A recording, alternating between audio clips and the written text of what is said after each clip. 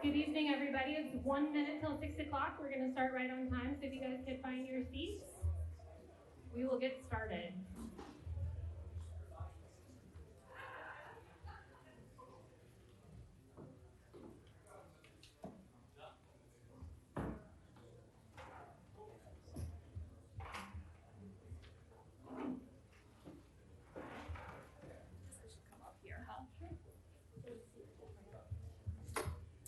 All right, the time is 6 o'clock.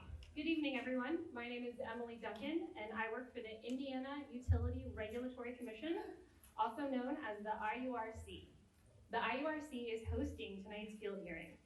If you are not familiar, we are the state government agency responsible for the regulation of public utilities in the state of Indiana. The agency includes 5 appointed commissioners who each have an equal vote on all formal cases before the commission. The IURC hears evidence in cases filed before it and makes decisions based on the evidence presented in the cases. The IURC is required by state statute to make decisions in the public interest to ensure the utilities provide safe and reliable service at just and reasonable rates. Field hearings, such as this one, provide you with the opportunity to formally offer comments to the commission on cases under consideration. Before the commission reaches a decision in this case, it reviews evidence presented by all parties, including the comments made here this evening. We are joined tonight by Chairman Houston, as well as Commissioners Bennett, Valletta, and Ziegner, and Bennett. Sorry, said Bennett twice. He's definitely here. Okay, and then Presiding Administrative Law Judge Kresge, and our IURC court reporter Linda, who will record your comments to be a part of the official record of the case. Because this is a pending proceeding before the IURC, the commissioners and the administrative law judge are not allowed to answer any questions or engage in discussion about this case. They are simply here to listen to what you have to say tonight. Of course, if you have questions about tonight's field hearing, feel free to find myself or my colleague Ben in the back of the room, and we would be happy to speak with you. It is very important that you speak loudly and clearly into both mics that are up here. You will also see that there are 2 mics. Please make sure that you speak very clearly into the black one, because that one goes directly to Linda, who is recording your comments for the record. With that, I'm going to turn it over to the Indiana Office of Utility Consumer Counselor, which is the state agency that formally represents consumers in matters before the commission. Olivia Rivera from the Office of Utility Consumer Counselor, also known as the OUCC, will have some more words for you guys. Thank you for being here. Yep, I will be. There we go. Thank you. Good evening, everyone. My name is Olivia Rivera, and I'm with the OUCC, or Office of Utility Consumer Counselor. We're the state agency representing the public in this case and in other cases before the commission. There are 4 things that we want you to know before this hearing begins. Number 1, tonight's hearing has one purpose, and that is to hear comments from the public. You will not see a presentation from the utility tonight. It filed its case in writing back in June. The OUCC's fact sheet has a brief summary of the utility's request along with other information about the case. Again, tonight is all about giving you the chance to speak to the commission. Number 2, this is one of several steps in the case process. Those steps are listed in our fact sheet, and a final order from the commission is not expected until spring of 2026. Number 3, a team of engineers, attorneys, accountants, and other experts from the OUCC are reviewing the utility's request, and we will file our testimony on September 9th. Number 4, you should have received a form along with your fact sheet. If you would like to speak tonight, please fill out the top half of that form and return it to our table. If you don't want to speak tonight, but wish to make comments, you can still do so in writing, using that form, or after the hearing through the avenues noted in the fact sheet. Written consumer comments carry the same weight as spoken comments heard here tonight. They will become part of the formal case record so long as we receive them by September 2nd. Thank you so much for coming out tonight. If you have any additional questions, please feel free to come find me. My name is Olivia, or anyone on our team in the back of the room. And with that, I turn it over to Judge Kresge to begin the hearing. Thank you. Good evening. My name is Kristen Kresge, and I am the Administrative Law Judge assigned to cause number 46258. With me are Chairman Houston, Commissioner Valletta, who is assigned to this case, Commissioner Bennett, and Commissioner Ziegner. We are also joined by Senior Court Reporter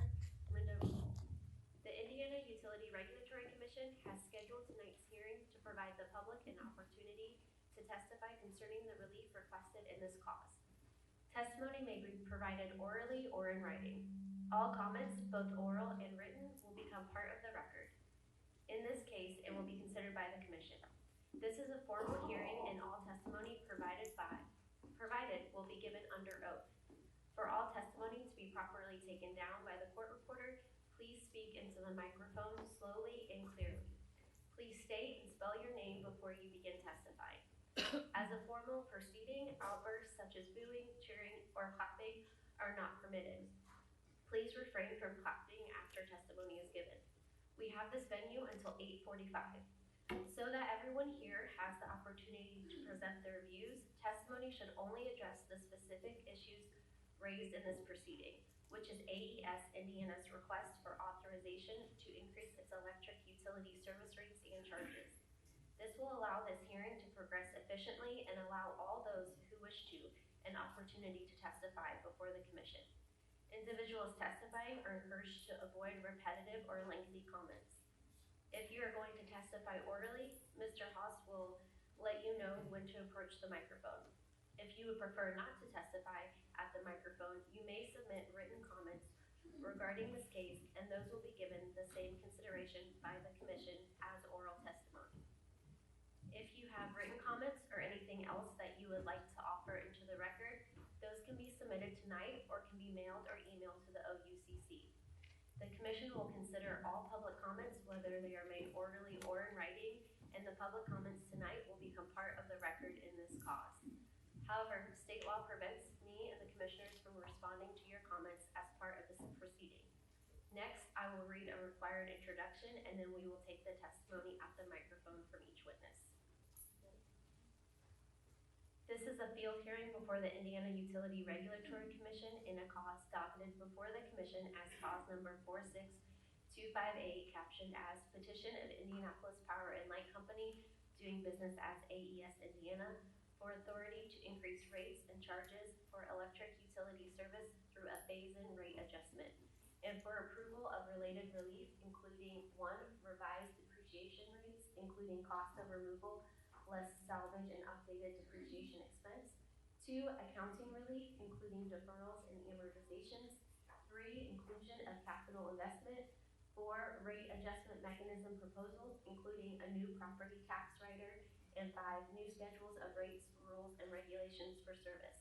Notice of the time and place of the hearing was given as provided by law by publication in Marion County in the Indianapolis Star on August 6, 2025. This is a newspaper of general circulation, and this publication was made at least 10 days prior to the date of the field hearing. The proof of publication of the notice has been received by the Commission and is now incorporated into the record of this cause by reference and placed in the official files of the Commission. Notice has also been given to the Indiana Office of Utility Consumer Counselor and other interested parties. May we have appearances, please?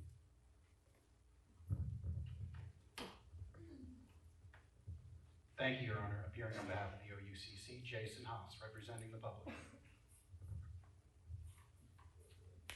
Thank you, Your Honor. On behalf of the petitioner, Indianapolis Power and Light Company, doing business as AES Indiana, Jeffrey M. Peabody with the law firm of Taft, Stettinius & Hollister, LLP. Thank you, Your Honor. Please accept the appearance of Jennifer Washburn on behalf of Citizens Action Coalition of Indiana, or CAC.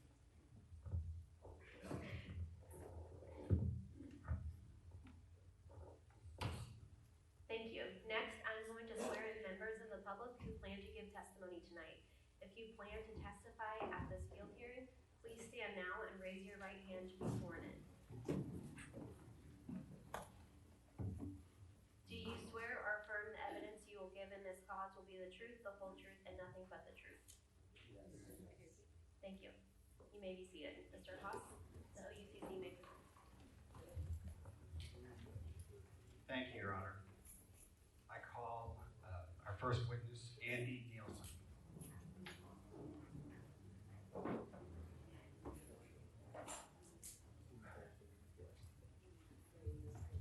And if you can please state and spell your name for the record. Yes, can everyone hear me okay? Yes, my name is Andy Nielsen, ANDYNIEL. Adjust this a little bit. Nielsen. Good? Yeah, thank you. So good evening, commissioners, members of the IURC, and the public. My name is Andy Nielsen, and I serve as the City County Councilor for District 14 here in Indianapolis, representing nearly 40,000 constituents and AES customers. As you can imagine, my constituents are extremely concerned with this proposed rate increase. Such a proposed rate increase on a basic service like electricity will force individuals and families to make hard choices between basic needs. However, I know there are many individuals who will speak to the impact this proposed rate increase will have on their daily lives. You see many of them here today. They know how best to tell their story. So instead, I want to focus my testimony on three primary areas. First, the distribution of proposed rate increases across and by customer class. Two, the severe lack of meaningful consumer protections in this proposed rate hike. And finally, and what I'll spend most of my time on my testimony, the rate structure applied to electrical usage by AES. So first, the distribution of proposed rate increases falls primarily on residential customers, thereby subsidizing large industrial or commercial ratepayers. This proposed rate increase for residential customers, 13.45%, is more than 5 times the increase for large industrial users, such as data centers and large factories, entities that use an enormous amount of electricity, that already have access to sales tax exemptions on utility usage, and a suite of other economic development incentives to help offset costs. Second, this increase comes without any new or expanded programs for consumers who fall behind on their bills.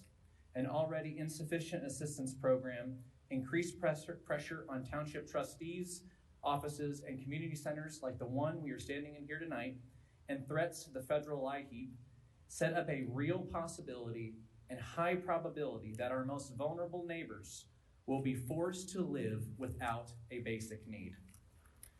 Third, this rate change is extremely regressive. And by way of background, prior to being elected to the council, I spent nearly a decade focusing on rate structures, and specifically in financial products. And this may be, unfortunately, the most problematic component, in my opinion, of this entire issue, and compounds the already problematic, again, 13.45% increase that residential customers would pay if this is approved. As many of you know, by way of education though, residential customers pay a fixed charge, regardless of usage, plus a variable amount based on the usage, subject to 2 declining block rate structures. So let's break that down. Consumers currently pay $17 in a fixed charge on their utility bills, and the proposal asks AES to raise that to $20.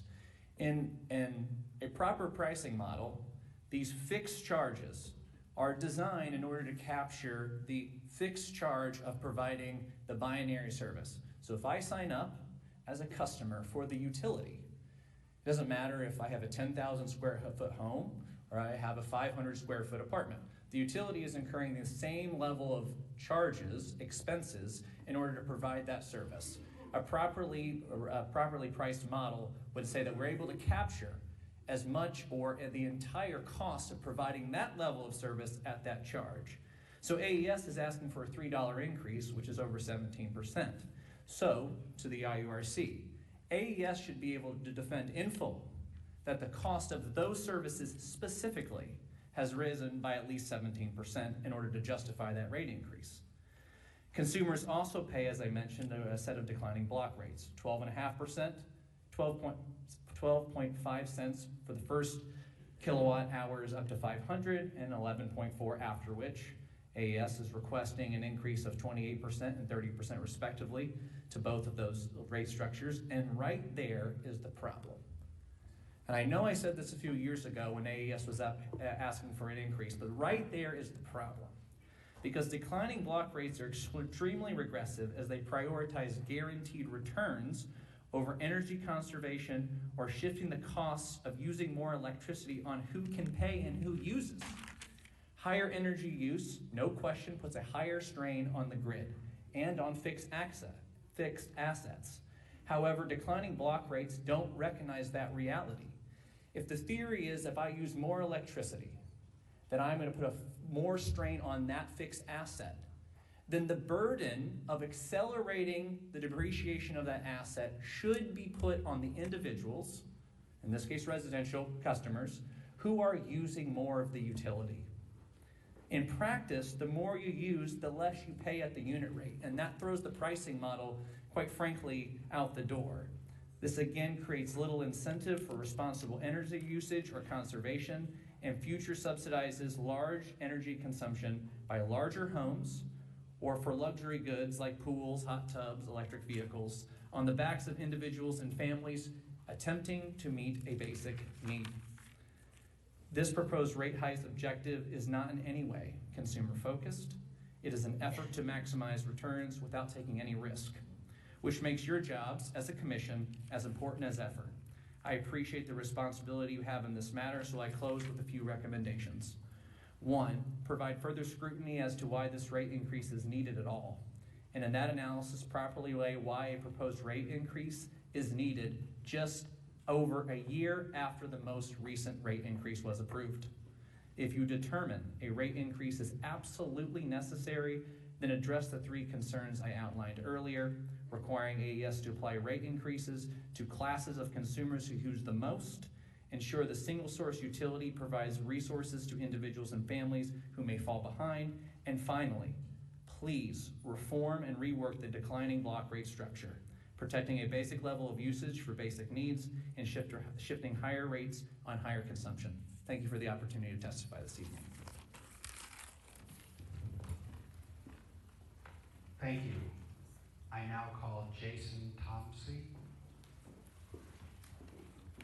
Please state and spell your name for the record. Yes, Jason Tomsey, Jasontomcsi. Good evening. My name is Jason Tomsey, and I'm representing AARP Indiana on behalf of its members and the older Hoosiers in Central Indiana who are AES residential customers. We're here this evening to offer comments on AES's requested increase. Many of the Hoosiers most impacted by this request are on low or set incomes, which makes rising electricity bills a challenge when combined with higher groceries, housing, and medical costs. Under AES's proposed Phase 1 rate adjustment, average residential customers consuming 1,000 kilowatt hours per month would see a monthly increase of approximately $21, or 14.3%. Phase 2 would add a further $9.24 per month, representing an additional 5.5% increase. Taken together, these increases appear excessive. We respectfully urge the Commission to prioritize the impact on residential customers in its evaluation of AES's request. Some other specific comments are as follows. The proposed $957.3 million 2026 projected capital additions must be scrutinized. The rigorous assessment of this proposed capital additions for 2026 test year is necessary to confirm their prudence, cost effectiveness, and customer value. The customer charge should not be increased. AES has proposed to increase the monthly residential fixed customer charge from its current level of $17 per month to $20, or an approximate 17.6% increase. These increases in monthly fixed charges for customers makes controlling their energy bill more difficult. The requested 10.7% return is excessive. The requested 10.7% requested return on equity is excessive and out of line with what commissions are authorizing in other states. The national average is 9.6%. Residential rates should not be increased more than the system average. AES's proposal to increase residential revenues more than the system average increase, this is unfair. Residential customers cannot afford and should not pay more than the system average. The proposed property tax rider should also be rejected. AARP opposes single issue riders and surcharges like the proposed property tax rider. Such riders ignore offsetting cost decreases, and such costs should be recovered in base rates. Also, and lastly, the IURC should order AES to tell MISO to reduce its spending, and it should also support the FERC complaint filed by 5 other states. AARP supports Section 206 FERC complaint filed by 5 MISO state commissions, urging rejection of MISO's proposed $33 billion transmission plan, which its own market monitor deemed uneconomic. This spending is estimated to cost Midwest households approximately $2,600 each. Indiana ratepayers would bear 15% of the plan's cost, despite much of the investment benefiting other states, including those with costly mandates that Indiana does not have. MISO should follow its independent market monitor's recommendation, including eliminating inflated benefit assumptions and not assuming uneconomic long-distance transmission line. We appreciate the opportunity to comment. Thank you. I next call Lucas Waterfield.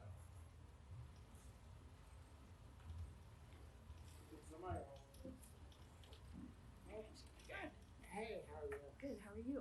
Good. Thanks for being here. Do you want me to hold it? Yeah.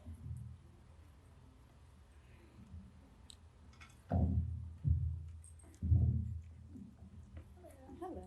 You gonna hold it? Yep, happy to. Hello, is that right? I good? Linda needed it.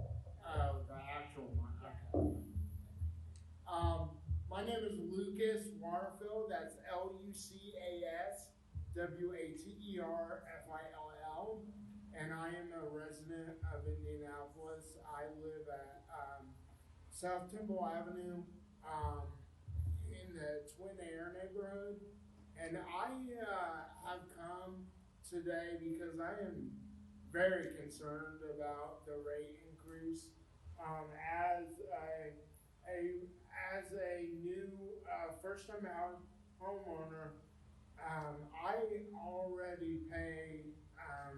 My bill is about $290 a month, and that is because of my medical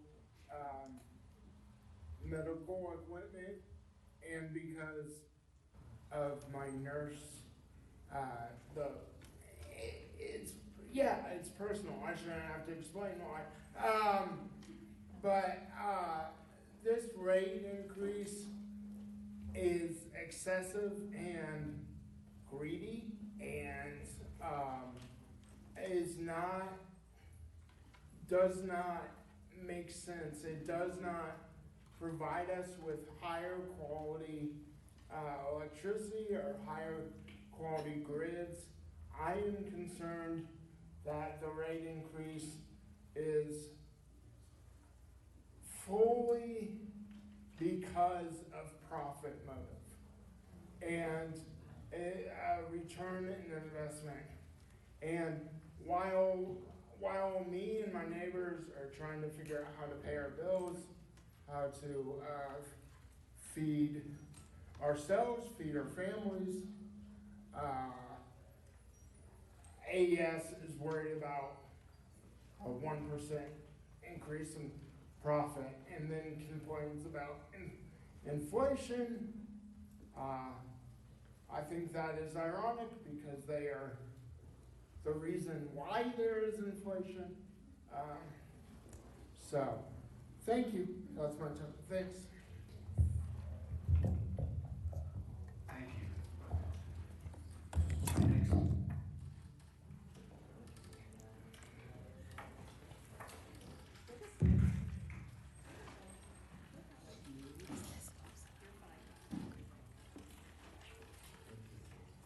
The next witness is Sharon Lepper.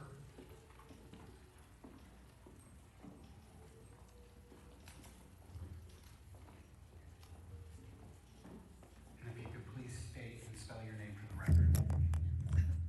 I think it's kind of tall for me. My name is Sharon Lepper. It's SharonLepper.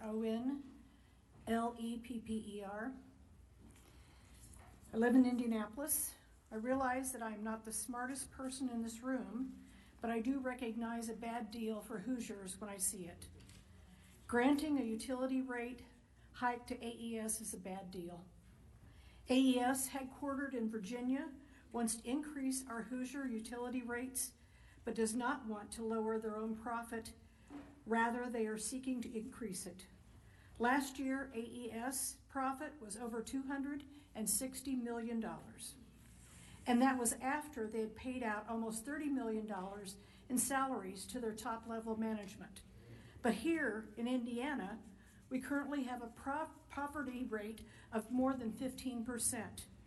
We also have a senior population, of which I am part of, close to 20% of our citizens.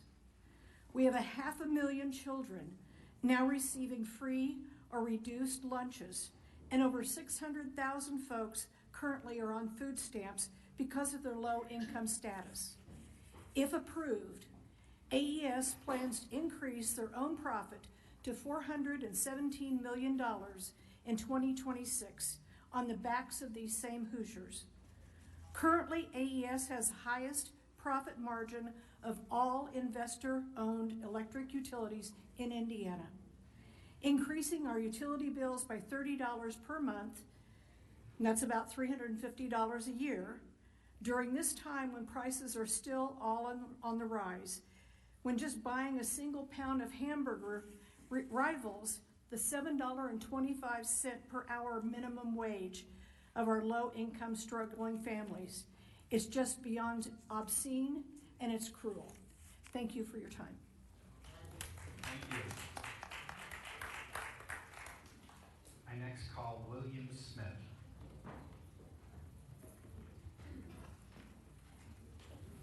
And please state and spell your name. William Smith, WILLIAM SMITH.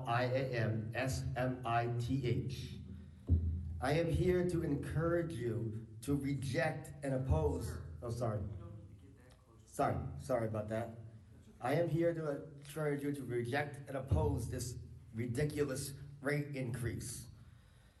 I thank you for your work, though, but there are many reasons for rejecting this AES rate hike. First of all, why does the largest increase hit those least able to afford it, residential customers, who face now a 13.5% plus increase? Yet commercial users face a far smaller increase. And if you increase electrical rates, it should be done in a far more fair and equitable manner. We also face an affordability crisis in Indianapolis.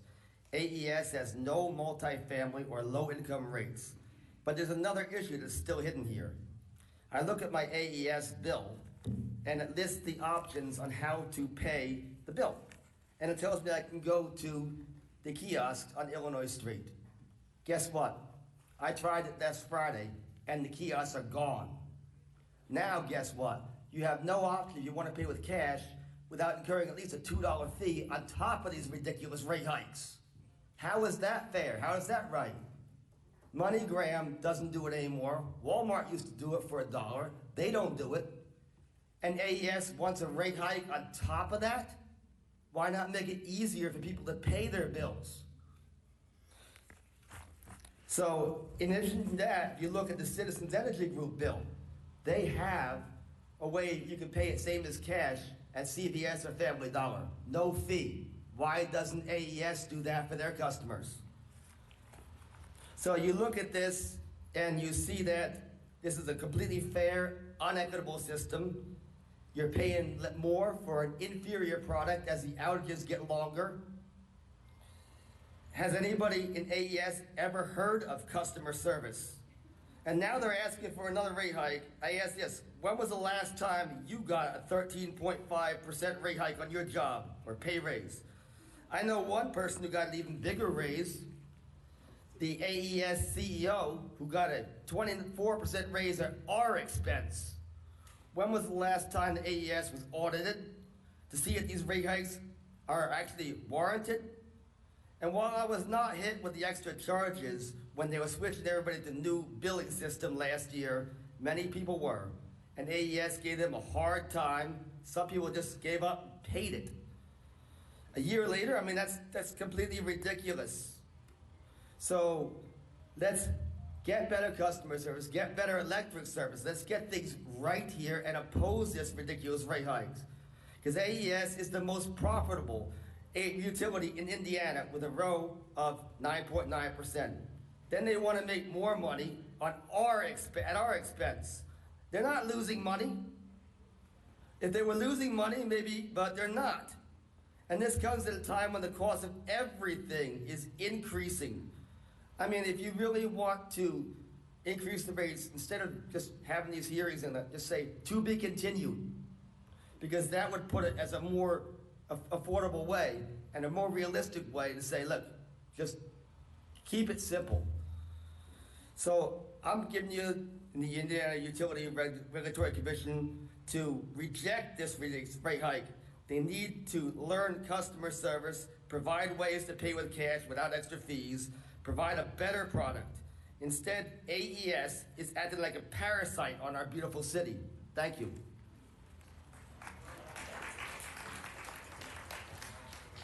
Thank you. I next call Tom Hodum. Please state and spell your name for the record. My name is Thomas Huffman, and THOUGHAM.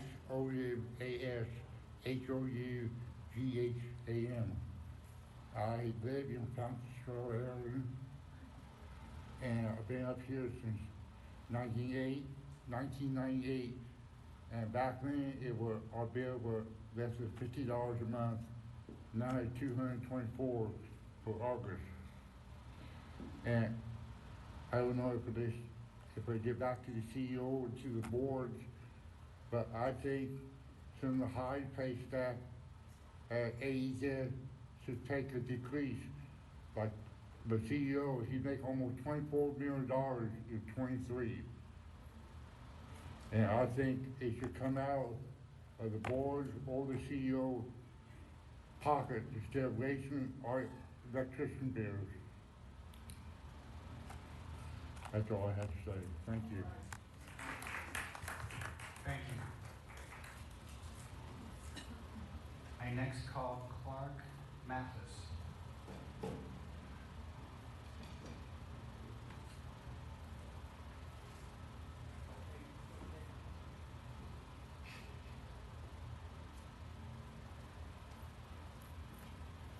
Please state and spell your name for the record. Clark Mathis, CLARK-MATHES.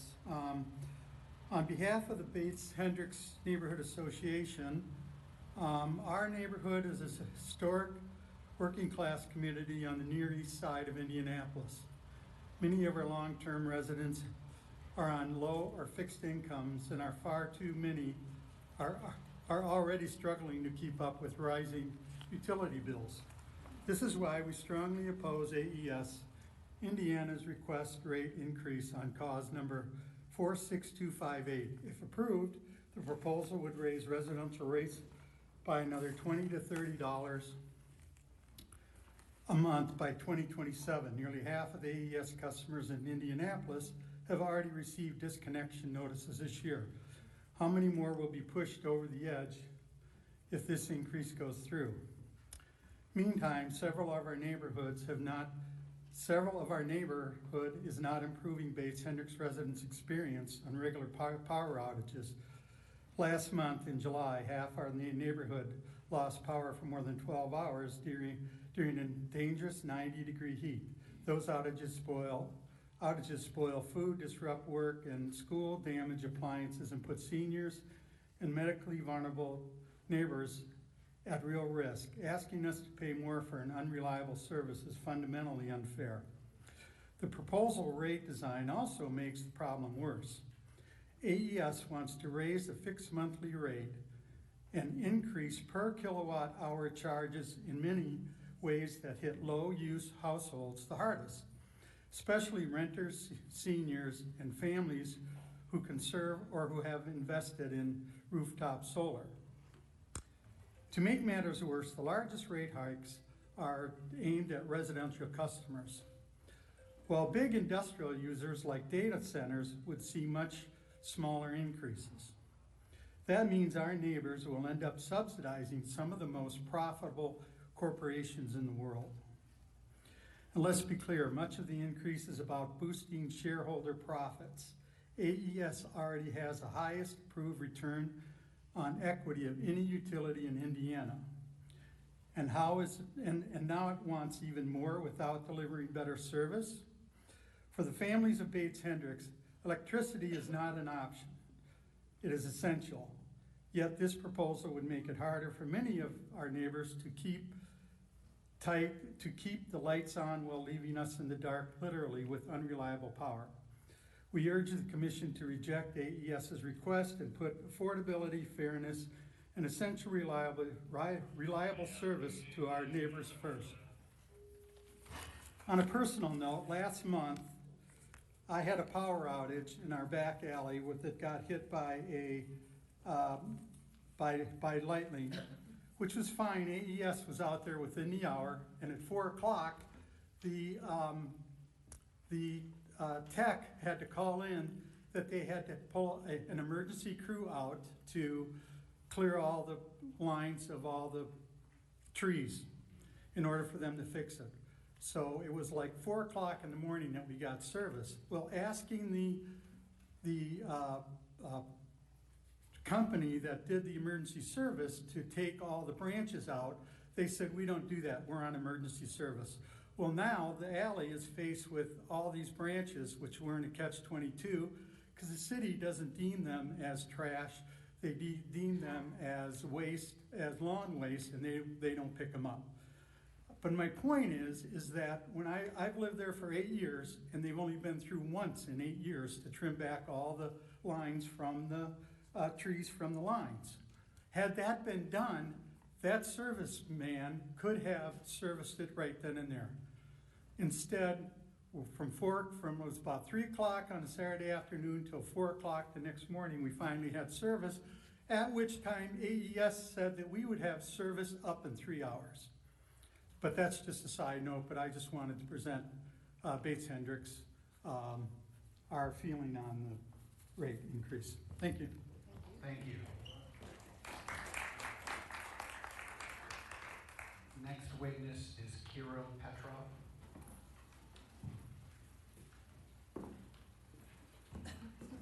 Please state and spell your name for the record. My name is Kirill Petrov. It's K-I-R-I-L-L P-E-T-R-O-V. Okay, so I just took some simple numbers, and some of this stuff is really, it's not adding up to me. So in April 2024, they increased the rates, which was approved, by 7.3%, which is around $9 a customer, okay?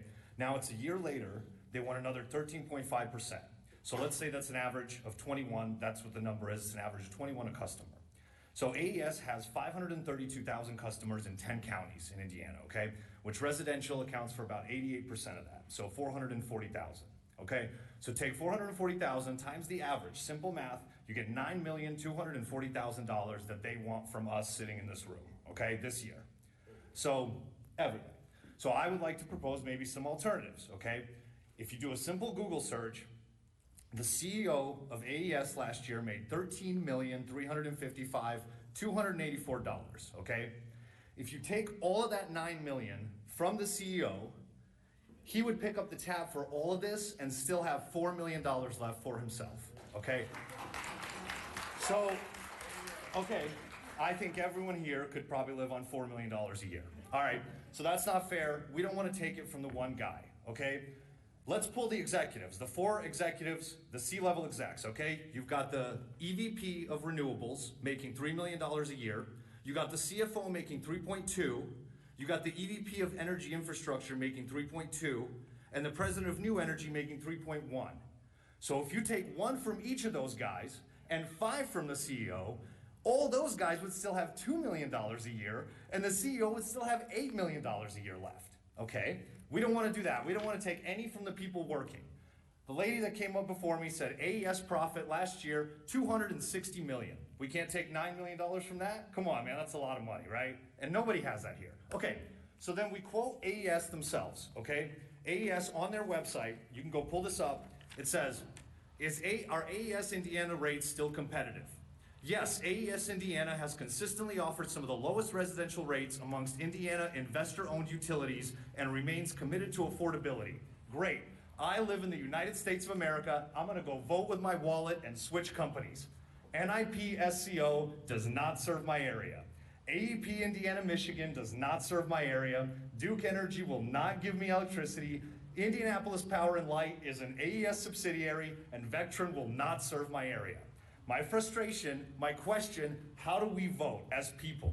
These are people here that are trying to feed their families, afford groceries. If I don't like Kroger, I can go to Meijer. If I don't like that, I can go to Walmart. Where do I go? What do I do? I can't vote with my wallet. Who do I talk to?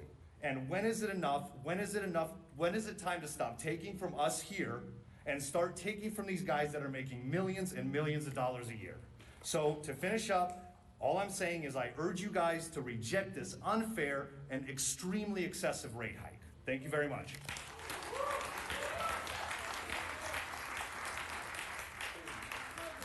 Thank you. Correct. I next call Robin Cadenia. Thank you.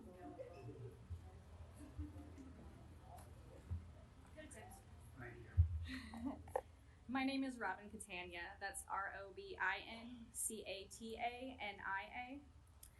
And I'm a local attorney, and like any good lawyer, I'm going to state my conclusions up front. So, one, I'd like you to deny the use of a future rate year as the test year. Hoosiers deserve facts, not speculation on the back of data from repeated abnormal and record-breaking fiscal years.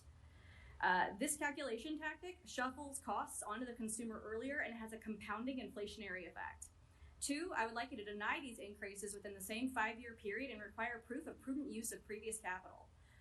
Three, I'd like you to also question why they have misled Indiana in their representations and why they are seeking a permanent increase for a short-term capital expense. An expense that they told their investors would create cheaper future costs, but told Indiana was going to lead to permanent cost increases. So for a little context and personal information, I bought my house in Irvington in 2022. In the same amount of time, I have had a 5% increase in my wages. Regardless of my attempts to cost cut, and as well as taking on a roommate, I have had a 300% increase in the cost of my homeowner's insurance. I have had a 60% increase in the cost of my property taxes. I have had a 40% increase in the cost of my car insurance. I have had a 100% increase in the cost of my groceries. We have had an increase in our gas tax to one of the highest in the nation and the highest for a state with a comparable median salary. I also had an 80% increase in my water, gas, and sewer bill due to the projects for capital infrastructure. I am in the 75th percentile of income earners in the state of Indiana, and the ends are barely meeting. I hope you see the picture that I'm painting. The Hoosier consumer is dying a death of 1,000 cuts, including cuts to our social safety nets, healthcare, public schools, as well as our state legislature, making homelessness a misdemeanor. And make no mistake, if you allow this to go through, it will directly result in more people becoming homeless. Now, I have also had the immense privilege of having a doctorate and having educated myself on how to invest properly, which means I also taught myself due diligence. And I wonder if anyone who reviewed the filings that is submitted for the rate increase compared to the 2025 Q2 investor press release that AES submitted. I have brought that here for you today, and I have copies if you would like to read with me, but I would like to read it to you. So, under strategic accomplishments, AES Indiana filed a petition for regulatory rate review with the Indiana Utility Regulatory Commission. So congratulations, we are an accomplishment for the investors. For their financial non-GAAP, which I'm not an accountant, I'm good with words, not numbers. But that being said, they had an adjusted earning per share of 51% this year compared to 38% in the same quarter last year.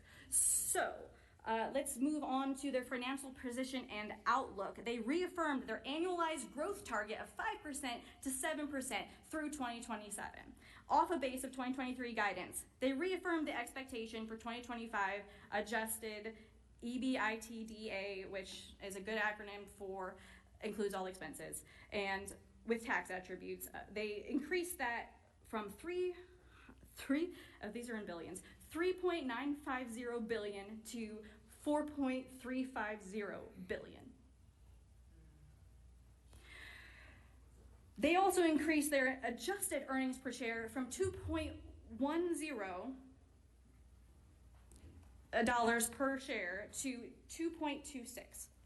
Now, I'd like to give a perspective for that because that's a $12 stock, guys. That's $2 dividend on a $12 stock.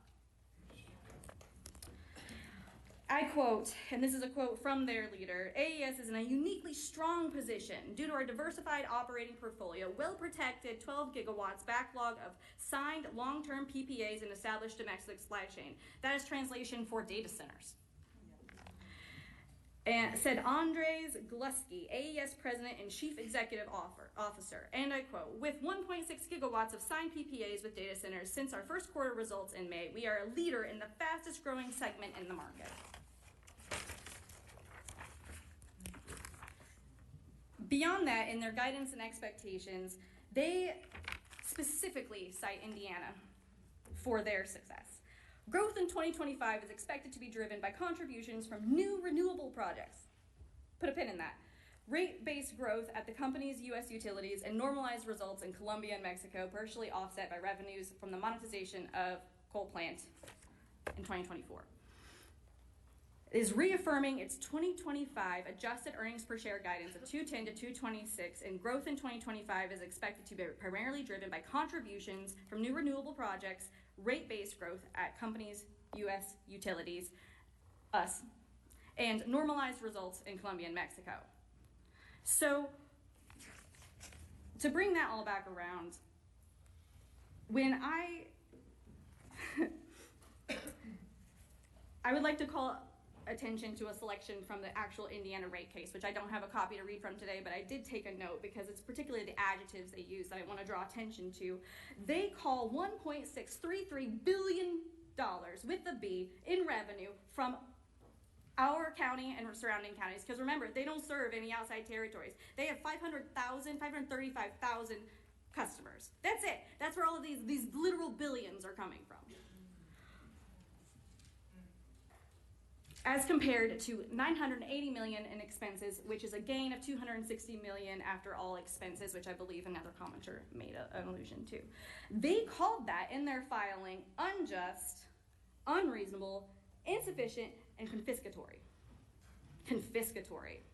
They're literally accusing Indiana of stealing their stuff because they made $260 million. Never mind that in their investor disclosures, they claim that this $200 million or so increased surge of expenses this past year is nothing to worry about because it was them paying down their debt, which frees up all of the capital that they said they need to attract by this rate increase. When I look at this stock through investor eyes, it's already a buy. They are guaranteed 9.9% return on equity, and they want 10.7%. They offered a $2 dividend on a $12 stock, and that's an almost 20% ROI for a year. Sign me up. What other industry or investment has a monopoly and a guaranteed return on equity year after year? And I'd just like to point out that Indianapolis utilities, since 1926, have been privately owned. That's a whole other issue of why we allow private profit to benefit from a necessity of the people. But beyond that, that is the law that we are operating under. They have a captive market because the service is a necessity of daily life. This sounds like one of the lowest risk investment on the planet outside of bonds, and maybe even more so than bonds today. And on top of that, AES projects increases and reaffirms that guidance, citing the Utility Commission rate case as the driving factor for why their profit is going to go from 7% to 9% for through 2027. But even more damning is that in the same 30 days that they told our government of Indiana, under threat of perjury, that they would not make enough to cover their expenses, that renewable energy will cost this person more in the future, like to provide to its people. They told their investors the exact opposite. Go listen to that conference call. It's recorded on their website. They told their investors it was a driving force behind increased profitability. Is it a coincidence? Is it a mistake? Why do we guarantee profit statutorily for one of the lowest risk markets on the planet? I'll never know. But why are we, Hoosiers, accepting being manipulated? Because every other small business that I know will have to pay this unavoidable new tax, because that's what it is, and they don't get guaranteed return of capital. In fact, capital expenditures are actually called expenses for that reason. It's the cost of doing business and the trade-off for the promise of every single resident's business. It should be more than enough. The $1.63 billion they collected should be enough. I don't know if any of you have children, but have you read the book, If You Give a Mouse a Cookie? The only answer is to stop giving them cookies. Now, having done my due diligence and being in the investment community, I am painfully aware that 50% or more of all rentals in Indianapolis and in the 5 largest cities of Indiana are corporately owned. Meaning that all of these increases are going to go pass on to my renting peers who don't even have the benefit of building equity. This is simply a tax. The reality of being a Hoosier today, or even an American, is that you must prove you're profitable to corporations to exist, either to a bank through a amortized interest, and to the state with your property taxes, or else they will take it away from you, so you don't really own it. Or you don't have the credit, you can't build the equity, and all of those expenses of the increases in the mortgage rates and the property taxes, plus the landlord's cut on top, is what the renter will pay. At the cost, sorry. But don't worry, Indiana will put you in jail for being homeless. At the cost of $35,000 a year, when housing you would only cost the state $11,000. More profits for private investors. I am deeply disappointed that prior to this meeting, any of these meetings, you already stated in your filing documents that the OUCC foresaw no objections. Bottom line is this increase would demand Hoosiers to go without, to face homelessness. So also that investors get dividends and AES gets a favorable valuation for their upcoming attempted sale. And if that's not corporate welfare and government approved wealth distribution from the poorest to the richest, I don't know what is. So I'm here to speak to you as human beings and as fellow Hoosiers. What's your role gonna be? Are you gonna be the 1,001st cut? Or yet another straw on the already broken Hoosiers' back? Thank you.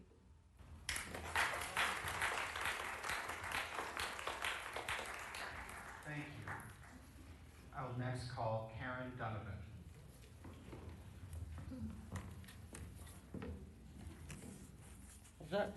Hi, my name is Karen Donovan, K-A-R-E-N-D-U-N-I-V-A-N. I had a list of things I wanted to talk about, but they've been covered really well about the hardships it's going to cause for many households, the financial hardship, and the really obscene profits that AES makes in what for them is a non-competitive market. In a competitive market, a 9.9% return is pretty damn good, but they want 10.7%. And they want to do it at the expense of the poorest people. That's offensive to me. So, but if you guys think they need to have 10.7%, fine. Then make them make it fair. Why should Google pay less than 3% and I'm going to pay almost 14% more? Okay? No increase. If you want to give them a profit, fine. But no increase until they have a more equitable, fair fee structure. It's just not fair. Why are we subsidizing Google and other big corporations? I have Alphabet stock. It's a great deal for me. I'm going to make money. But I could make that money without an electric subsidy for them, honestly, because it's just a good company to have money in, if you look at the future. So I just don't understand why they get to pay less. And I think, and nobody here, nobody wants to tell me how that's fair. AES doesn't have to answer me. You guys aren't answering any questions. Any consumers think it's fair? Speak up. I've had it. It's not fair. The governor, he appoints you guys, he needs to remember that he works for all of us, not just his rich friends. Make it fair. Hoosiers are struggling right now. And terrorists are hitting us even harder. I don't think AES is going to be affected by the terrorists one stinking bit. It's just not fair. They've got it made. I'm sorry. They just, to just let companies continue to stick it to us is morally wrong. Stop them. Thank you. I next call Grant Smith.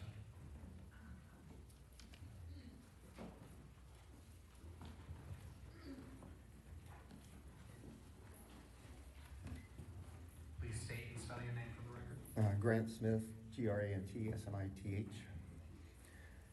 So a couple weeks ago, I went to the CAC briefing on this rate case, and it was said, and I had to take a double take on this, that half the customers in AES territory received a disconnect notice. Not that they were disconnected, but they fell behind on their bills.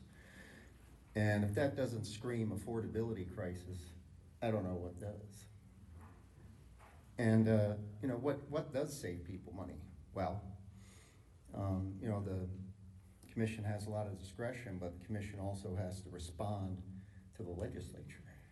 You know, the legislature has eliminated the two things that save people the most money, the statewide energy efficiency program, and completely kneecapped the rooftop solar program, and has provided no access for low-income communities to that technology and those savings.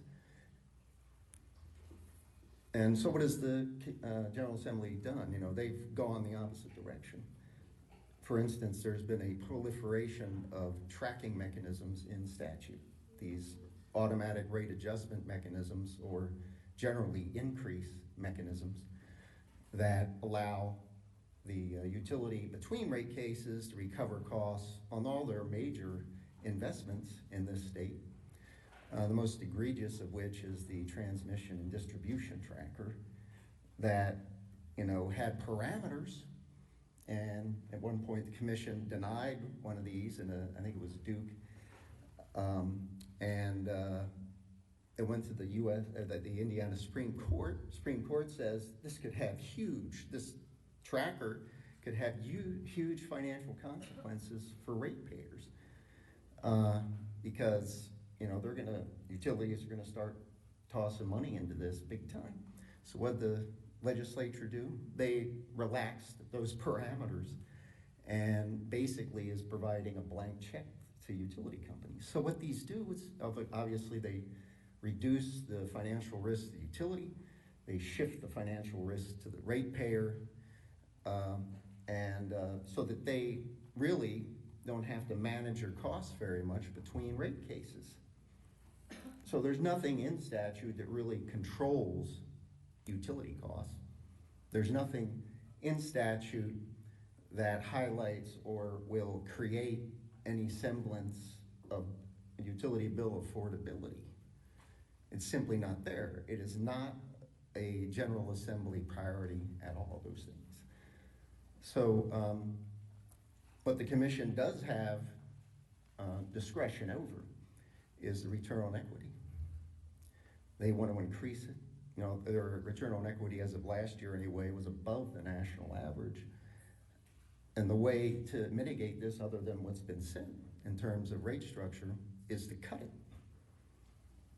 Because their business risk, their financial risk is extremely low.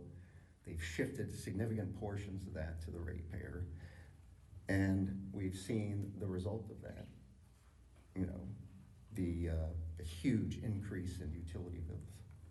Thank you. Thank you. I next call Jen Ward.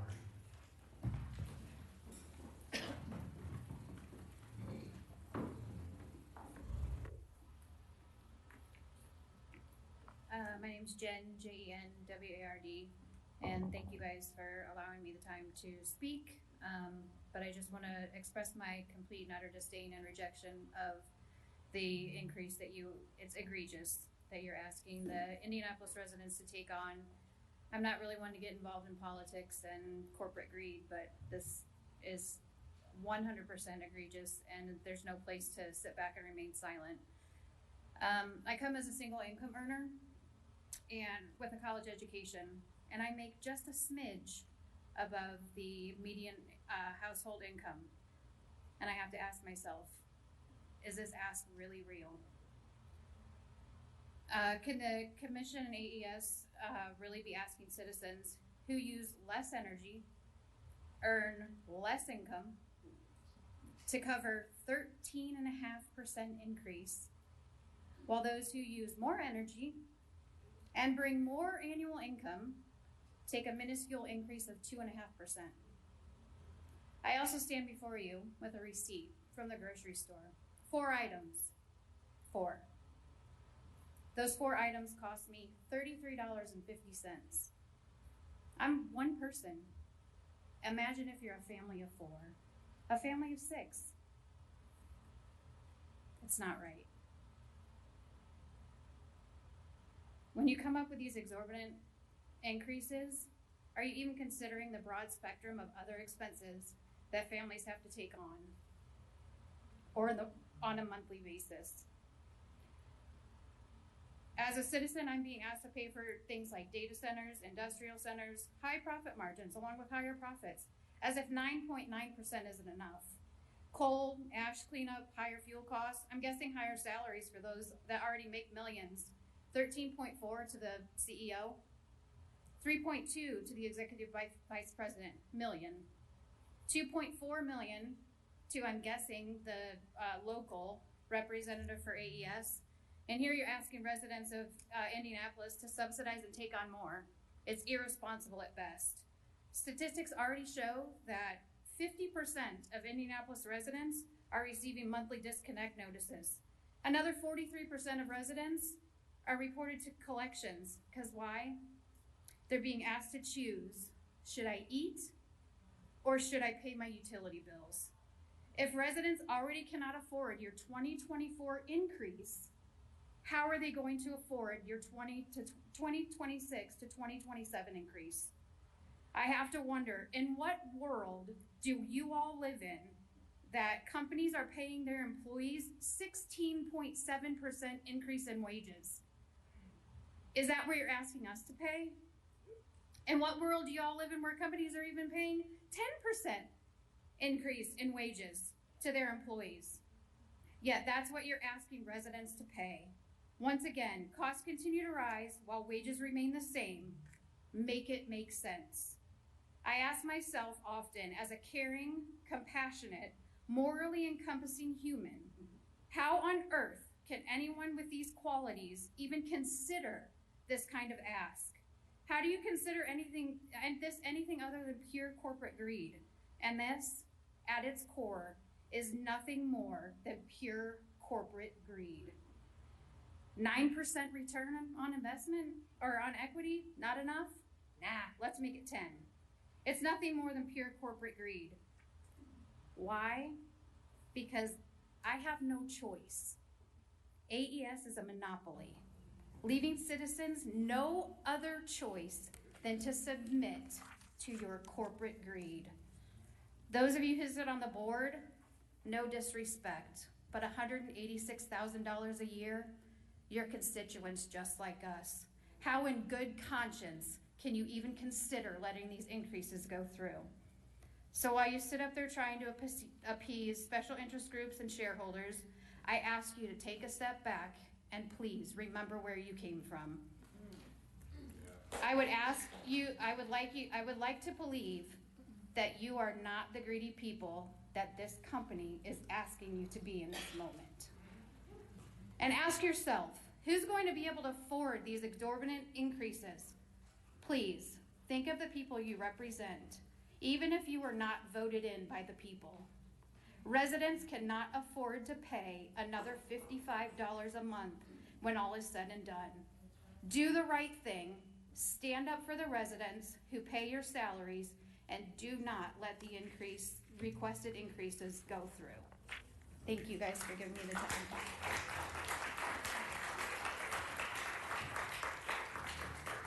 Thank you. I next call Kristen Jones.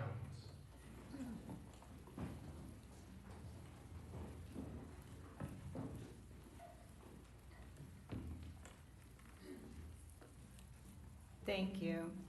Name's Kristen, Kristin, Jones, Jones. I'm the Indianapolis City County Councilor for District 18, which represents parts of Center, Wayne, and Perry Township. Thank you, Your Honor, for allowing me to be here today. Thank you, Commissioners. Thank you, Chairman, and thank you, members. Wish I didn't have to be here today, but I am glad that I can at least be here today to advocate on behalf of my constituents As Councilor Nielsen said, as counselors, we represent about 40,000 constituents. I've had numerous constituents reach out to me about this issue, and so I'm here to advocate to respectfully decline this rate increase. My constituents are still reeling from the last rate increase, and community centers like this one are the anchor of my district. Last Saturday, I was at another community center, Mary Rigg Neighborhood Center, and they have a food pantry. And that food pantry works really hard because they work with a lot of education. They have a Head Start program. And that Head Start program has to have a food pantry in their community center because families in my district have a lot of food insecurity. I represent a very working class district. They're fighting. We have a lot of folks on disability. We have a lot of folks on fixed income. We have a lot of need in my district. And so for that food pantry, when kids come in, sometimes they know on Friday that meal that they're getting at school or in those programs may be that last secure meal that they're getting. So in these community centers like this one and Mary Rigg Neighborhood Center and Concord Community Center, they're working really hard to get those meals to those parents and to those caregivers for that weekend until they see those children on Monday. These are what my families are struggling with. They're struggling with getting food on the table. They cannot handle another rate increase. This will devastate these families. As you've heard before, I want you to look out in the audience and look at these folks. These are real people with real stories, with real families, with real needs. We have veterans, we have single families, we have grandparents raising grandchildren, we have folks, you heard, single income, barely making it above the median income, about the grocery bills. We have folks who have death in their family, who have to face adversity. These are real stories in this audience, and this is just a portion. This is just a portion of Marion County. These folks took the time out of their very busy lives to come and talk to you. And so it's really important that you listen to them, and when you go home, and when folks are reading this on record, that they really think about that. I encourage someone, if they're thinking about whether to vote for this or approve or deny it, please come volunteer. Volunteer at a community center. Volunteer in the trustee's office. Because every day as a city councilor, I'm sending someone to the resources in our community centers. I'm sending someone to the trustee's office because my folks that I represent cannot make it on a day-to-day basis. And these electric bills are outrageous. And I hear about them every day. They're disconnect notices, they're past due notices, and they cannot afford another rate increase. I am begging you from the bottom of my heart, from my 40,000 constituents and for all of Marion County, please do not do this to us. Please do not do this to these families. Do not do it to the children. Do not do it to the senior citizens. Do not do it to the veterans. Do not do it to anybody in this county. I am begging you, please do not do it. Thank you. Thank you. I next call Emily Singer. Please state and spell your name for the record. Hi, my name is Emily Singer, EMILYSINGER, and I'm an AES customer, residential customer living on the west side. You've heard a number of stories in this room tonight, but I want to do something different. You see, when a room full of angry people are urging you to care about them, it may be hard to pay attention. You might drift a little bit, daydream. You may even think about the next meal that you're gonna get instead of listening to what we have to say. You must be tempted to tune us out. So right now, I wanna talk about your legacy. That's right, you. The people in this room, likely including yourselves, your children, your grandchildren, your friends, your cousins. We're all AES customers. We all have no other choice but to pay for AES's rate hikes. A monopoly, a Goliath. And I know that when you were a kid, you rooted for the underdog. I know you did. The little guy, the unlikely winner. So what happened? We know the rate hikes aren't improving services. We know that the promises are empty. The goals are lies. Lots of people will tell you their stories about what they've lost. But what about you? Is it truly the case that you were the only thing standing between David and Goliath, and you let Goliath win every single time? What did you lose along the way? Because to us, it looks like you're humanity, but it doesn't have to be. You have the power to see this sham for what it is. You are David's shield. So be it. Listen to the voice in your gut that knows this is wrong, because you're closer to being David than you will ever be to being Goliath. And you don't need a room of people to tell you that.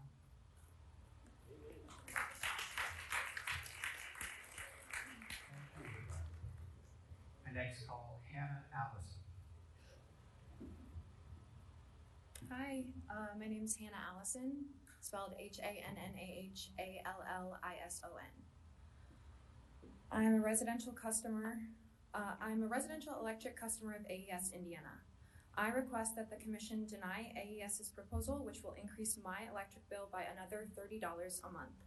As it's been stated, we are still reeling from the rate increase last year. AES's proposed electric rate hike would be harmful to me and my family, as well as my community. I respectfully request that the Commission reduce the burden on residential customers by taking the following actions. First, I ask that the Commission significantly reduce AES's return on equity. It is not fair for AES to increase their profit when they already have the highest profit margin of all big Indiana electric utilities. Second, please deny AES's proposed residential fixed charge increase. AES's proposed fixed charge of $20 would be an 18% increase from their current fixed charge of $17. We've already talked about how the high fixed charge doesn't make sense for multiple reasons. It reduces the benefits of energy efficiency, reduces control of consumers' bills, and disproportionately hurts low-income households. Third, I ask that you deny AES's request that residential customers like myself subsidize the electric rates of AES's large industrial and commercial customers, including data centers. It is unfair to force Hoosier households to pay a much higher rate increase than the large corporate customers have to pay. This includes the new Google data center. We know they're not going to pay property taxes. They should at least pay for the strain they put on the infrastructure. Fourth, I ask that you please deny AES's request to continue using declining block rates. It is unfair for AES to continue using declining block rates, which forces those who use the least energy to pay the highest rates per kilowatt hour, disproportionately impacting low and fixed income households and penalizing households that conserve energy. Fifth, AES just got an electric rate hike last year, and they have put their customers through the ringer. My personal experience, I live on the southeast side of town. I've been trying to get AES to come and trim my trees for 2 years. Multiple times, reach out, they don't come. In conclusion, please deny AES's rate hike. Please protect consumers. There's a very clear right choice here, and please make the right choice. Thank you. Thank you. I next call Alexander Newport.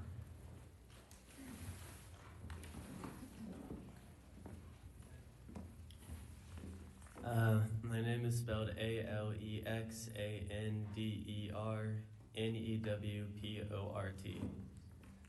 I go by Alex. I'm a resident of Indianapolis and a customer of AES Indiana. I request that the Commission deny AES's proposal because it is blatantly discriminatory against the working people of Indiana in favor of shareholders, big tech, and the political elite.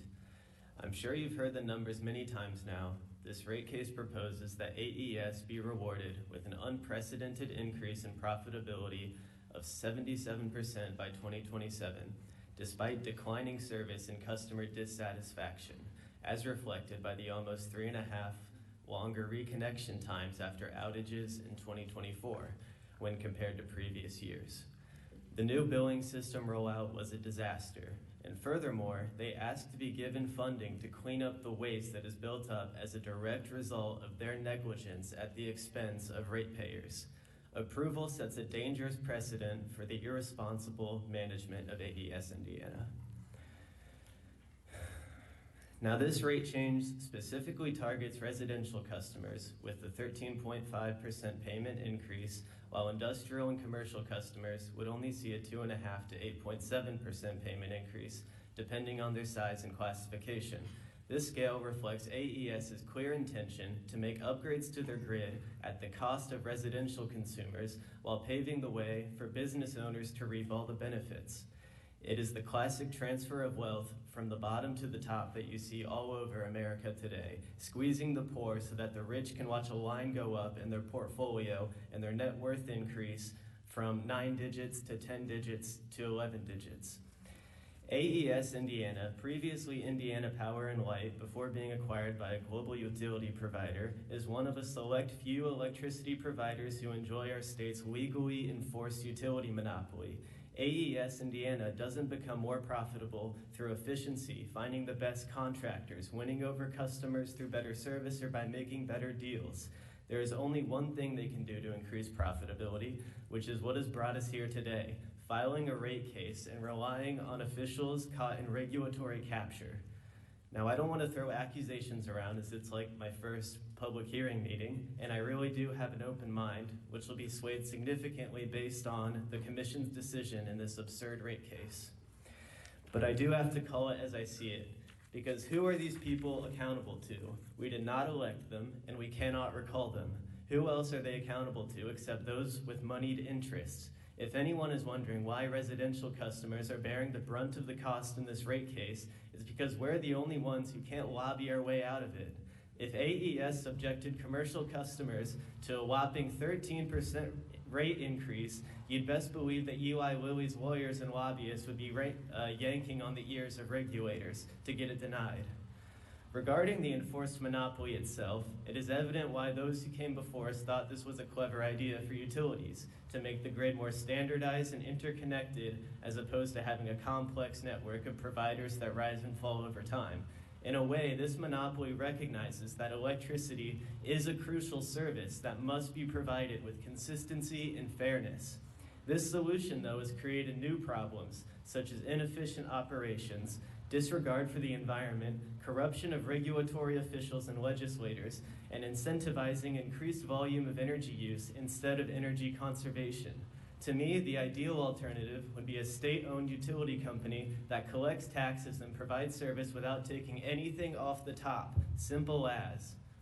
Obviously, the clowns in the State House can't be put in charge of this, so we need a new government to make it work. But in any case, to get back to today, you all, the Regulatory Commission, are entrusted to advocate for the responsible management of our utilities, and I sincerely hope you make the right choice in this rate case.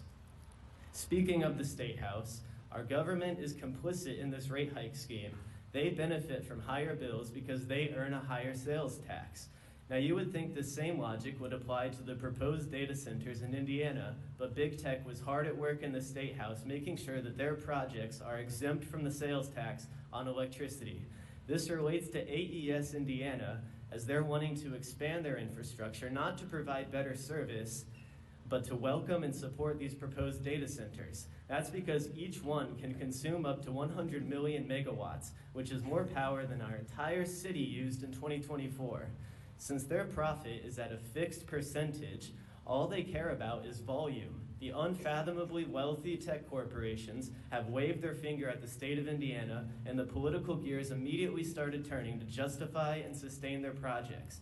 It makes you wonder who's really running things. Do the people of Indiana have a say in the use of our land, our resources, labor, or utilities? Or are decisions made for the enrichment of global investors who don't care if they pollute a municipality, if they entrench families in debt, or if our city suffers civil unrest? They have the wealth to not just live comfortably, but to worm their way into every system they can rig in the favor of those who own, so that their children and grandchildren can do the same. If they look around at the city they live in and say, wow, this place has really gone to crap, they'll just move somewhere else and leave us all behind to deal with the mess they made. Are we simply mistaken in believing that we, and by we I mean those of us who labor or have spent our lives laboring for our basic needs, that we have the right to make decisions for our collective livelihood? Are we mistaken to think that we're anything but a calculation towards a profit margin to these people? I mean, look around. We've all been invited here to convey just how much more nothing will have if our cost of subsistence were to increase, all for the consideration of a board who are personally unaffected by these changes. They hold these meetings to gauge case by case and year by year exactly how much of what little we have can be demanded without pushing too many of us onto the streets. I'm going to finish speaking with this statement. AES can meet all of their proposed expenses if they were to drop their profit rate to 5%, but instead of disappointing shareholders, they are choosing to exploit the customers with the full backing of our government, bought and paid for. To everyone in attendance today, I urge you to question the kind of society we live in, and to the commissioners, Commissioner Bennett, Huston, Ziegner, and Valletta, please just hit the brakes on this blatant corporate greed. The working people of Indiana will feel the impact of your decision.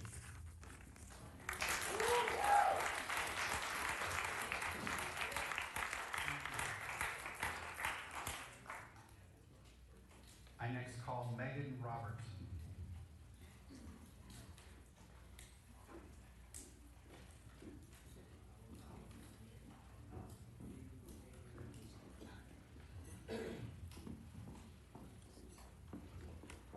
Could you please state and spell your name for the record? Yes, my name is Megan Robertson, Meganrobertson. Good evening. My name is Megan Robertson. I'm an AES customer, and I'm also the executive director of Indiana Conservation Voters. We're a statewide nonprofit dedicated to advancing clean energy, clean air, and clean water, so Indiana can be healthier and a healthier, more competitive place to live and work. But we care about these things because we care about people, and that's why we're here tonight.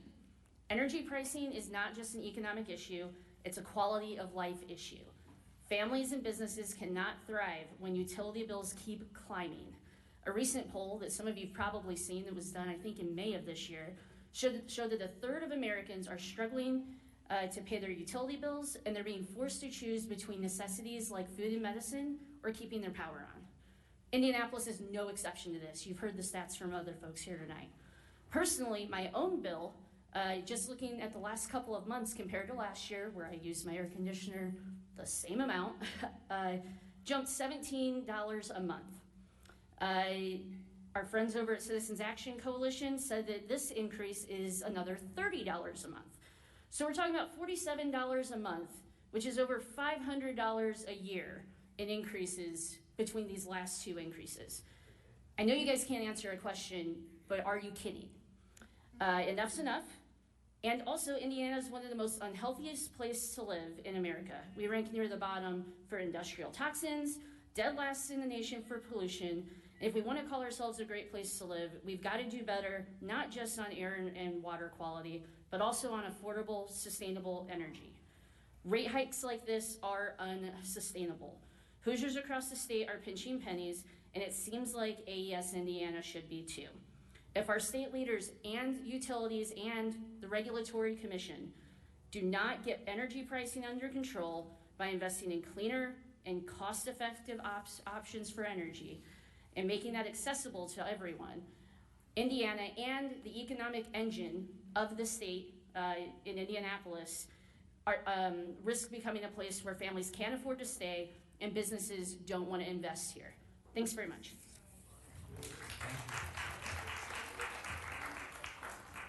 I next call Graham Marshall.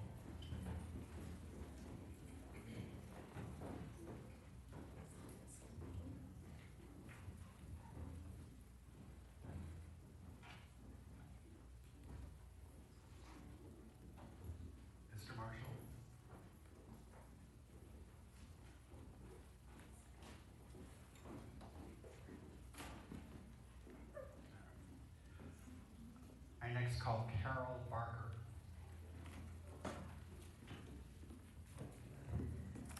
My name is Carol Barker, CarolBarker, and I live in zip code 46241. I request the Commission deny AES's proposal. AES's proposed electric rate would be harmful to me and my family as well as my community. My husband and I are 75 and retired and do not have unlimited wealth. We must be very careful with our spending, and adding this rate hike would put considerable pressure on our already limited income and could very well force us to not be able to buy some of the expensive medications we use. I request the Commission review the actions of AES and the consequences of those actions over the past 12 to 18 months. AES performed a system upgrade that caused major problems for all of its consumers. It was months before I received an accurate bill. Many consumers were paying amounts they did not owe for fear of being disconnected. This Commission received many complaints concerning AES and the results of this upgrade. I was one of those. I attended a hearing held by this Commission where AES gave you the proverbial dog and pony show that didn't answer any questions. Instead, it showed how incompetent AES Indiana management was in handling all of the issues resulting from the upgrade. It was very evident AES management didn't have a clue, as it took them several months before they realized their system was not initiating the automatic payments consumers like myself had been using for years. Yes, I was one of the hundreds that AES did not deduct my monthly budget payment for months. They also did not send me a bill for over 6 months. So even if I did choose to pay, I had no idea what my usage was and or if my budget amount was changed. AES didn't have a clue either. Due to neglect by AES management, the company lost millions of dollars in payments not being made, late fees not being charged, and new connections being delayed. Now they are asking for a rate hike? Really? They are asking consumers to pay for their negligence and bad management. This Commission must, again I say must, deny this request. AES is a monopoly, and because of that, they think there is no reason for them to be held accountable. You, the Indiana Utility Regulatory Commission, is the only recourse we have. We, the captive consumers, we have absolutely zero choice of who we buy electricity from. This Commission's duty is to assure consumers are protected from bad management by the monopolies that provide critical life services to the residents of the state of Indiana. Thank you.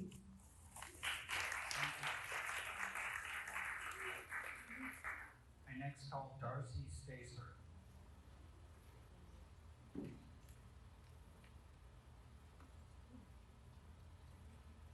Could you please state and spell your name for the record? Darcy, D-A-R-C-Y, Stacer, S-T-A-S-E-R.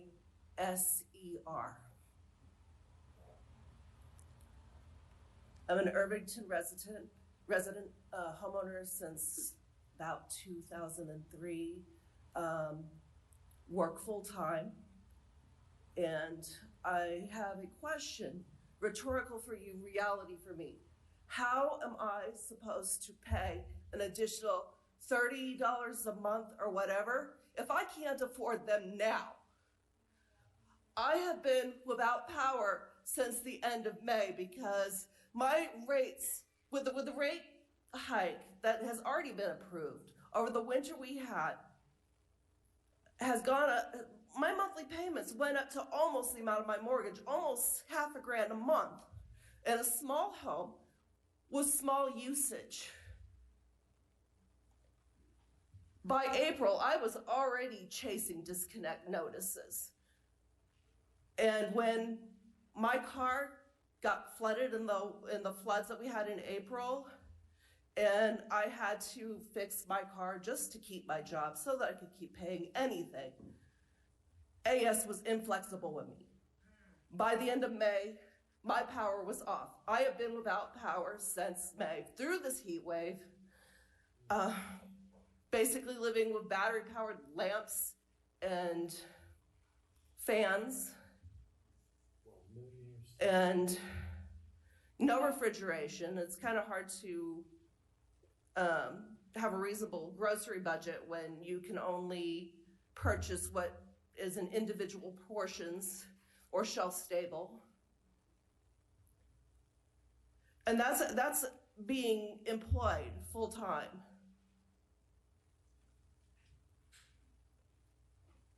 So I don't see how it's conscionable to ask to put additional burden on the working people of this state, especially when we're giving breaks to large business entities. Why are we putting the burden of their breaks on us? Why are we even considering bringing in these data centers that require a glut of energy without even insisting that they produce some of their own power? If Amazon can put solar panels on their warehouses, these data centers can put solar panels on the roof and take some of the burden off of us for the amount of energy they would use. So please, I strongly encourage you to say no to this additional rate increase, because I still have to figure out how I'm going to pay for what we're being charged now.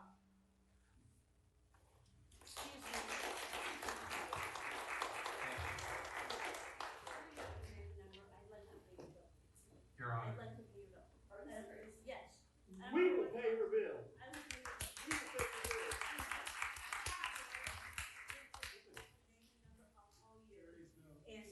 Your Honor, the remaining witnesses left after 6, and I believe they need to be sworn in.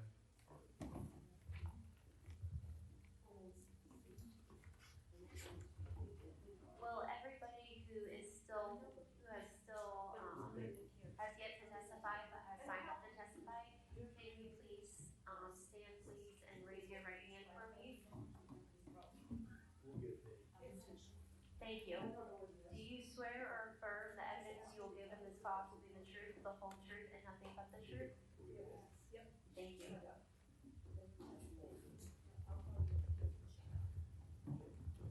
Thank you, Your Honor. I next call Eddie Hager.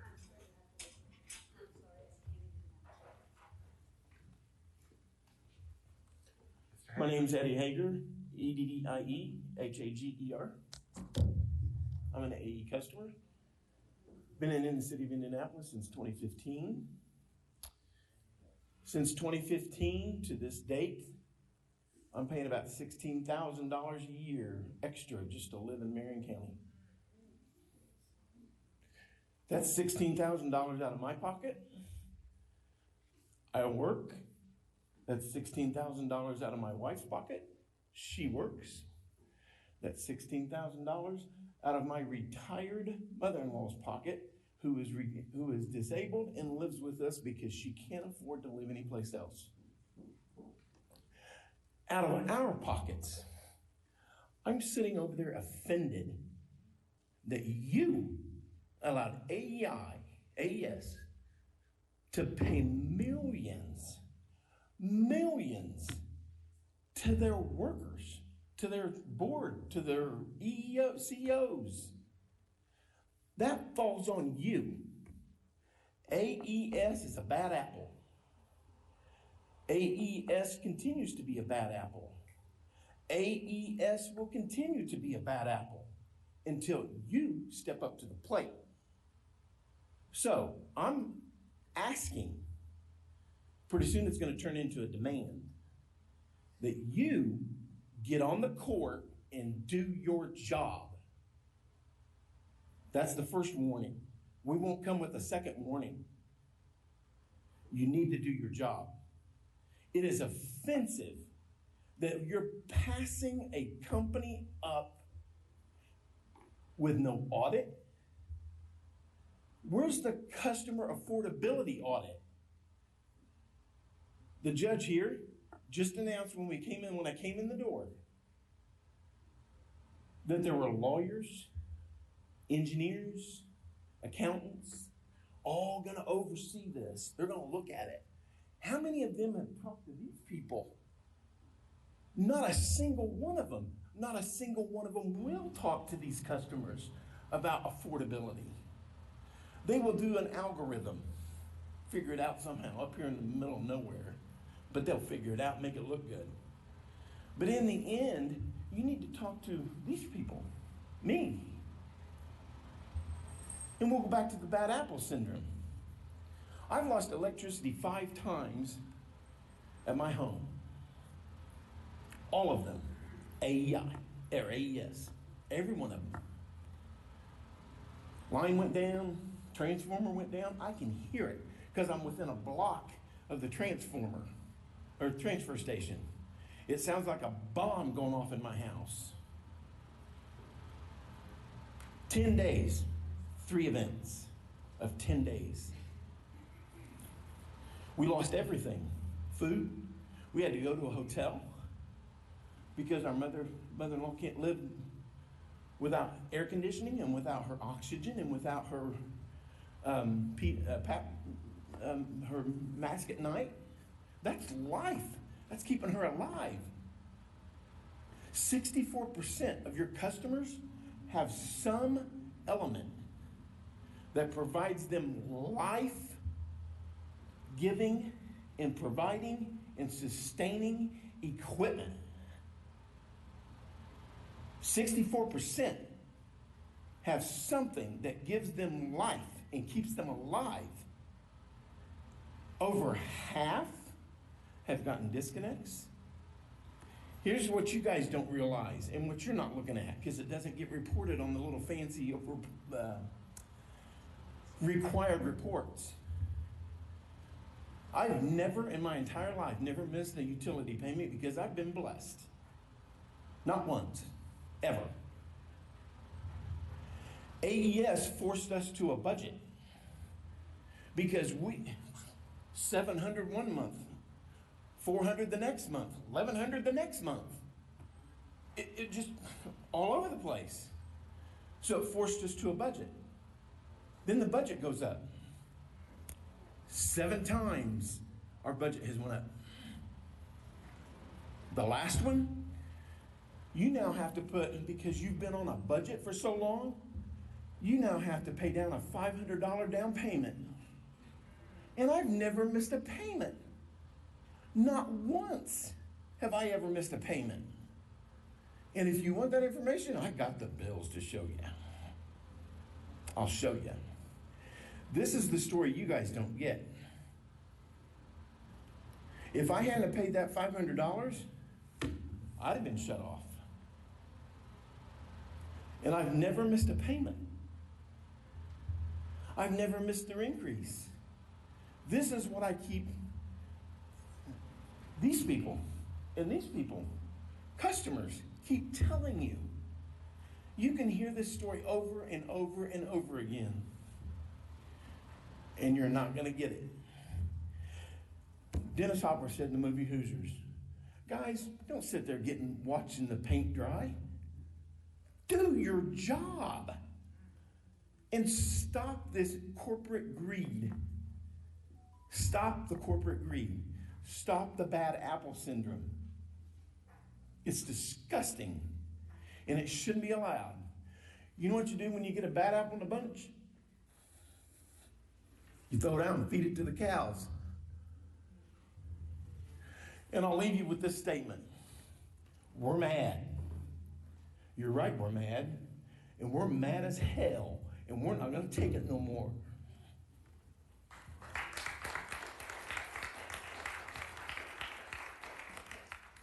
Thank you.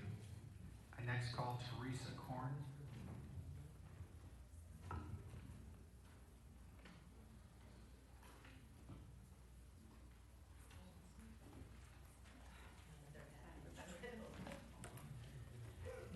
My name's Teresa Korn, T-H-E-R-E-S-A-C-O-R-N.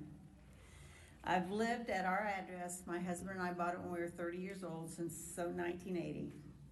We're both retired. I'm in my 70s. I just retired from a nursing, 50 years of nursing, 19 in 2023. In 2023, I was figuring out my budget. You know, you're retired. So I thought, okay, my electric will be $3,600 to $4,000 a year. That's a hot summer, that's a cold winter. I mean, we've been there since 1980. When we moved there, it was oil and electric. We couldn't afford the gas because the house is 200 feet off the road. So we went all electric. We've changed the windows out. We've got new insulation. We have a new roof. We don't have a pool, we don't have a hot tub, we don't have electric cars, we're just regular people. So our furnace is checked twice a year, we've got a heat pump, we've got the thermometer that turns down at night and goes up in the day or whatever it needs to do. Last winter I had 1 month over $1,000. Now my budget was only going to be $3,600 to $4,000, and then I had another month, almost $800 to $785. I've only been retired 2 years. This is ridiculous. And really, for all of you, at least I can pay it. I mean, this is disgusting to listen to the monopoly, the power grab, all these people that are disconnected. I mean, come on. How can we even sit here and think this is okay? There's nothing okay about it. Nothing's okay about it. And it's been eye-opening to me to see how much money they make. I want transparency. I want an audit. I want to see the ins and the outs. You know, when you're a nurse, you worry about the ins and the outs.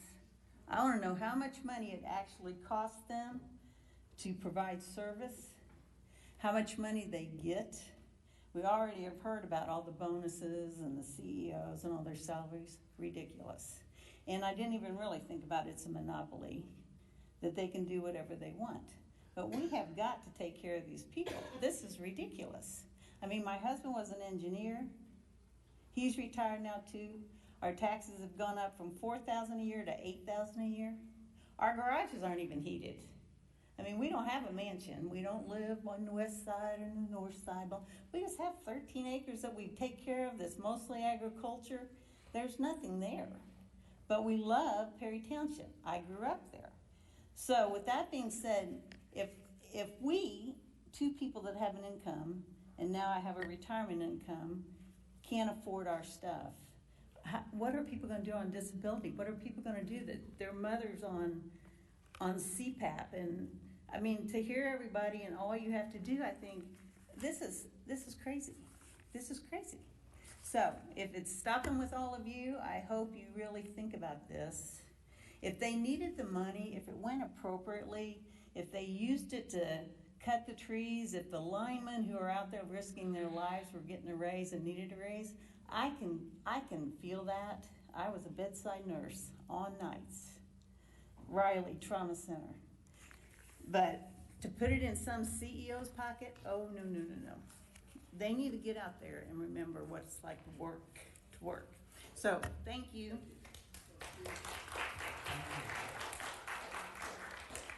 I next call Nicholas Timberman.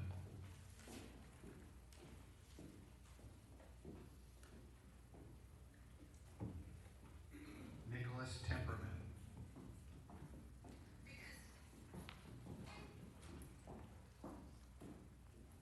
next call Hillary Vargo.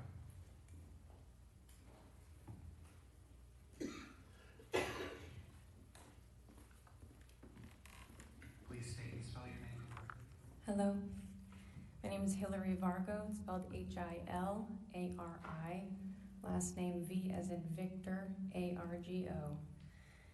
And I don't have a speech prepared, and I'm not going to come out with fancy numbers. I'm just going to speak real. I'm used to being ignored when I give testimony. I go down to the State House and do this. And I'm asking you guys not to ignore us. It's really hard to watch bills get passed that don't make sense.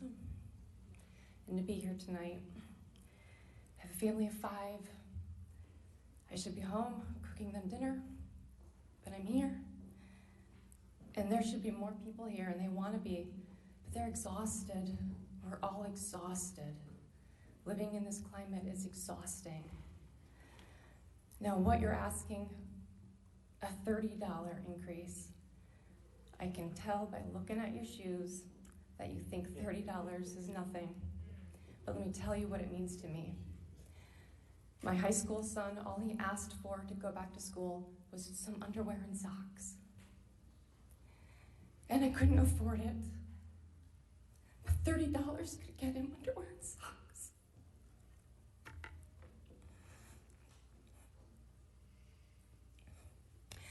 He's on a bike team, and he's got a competition this weekend.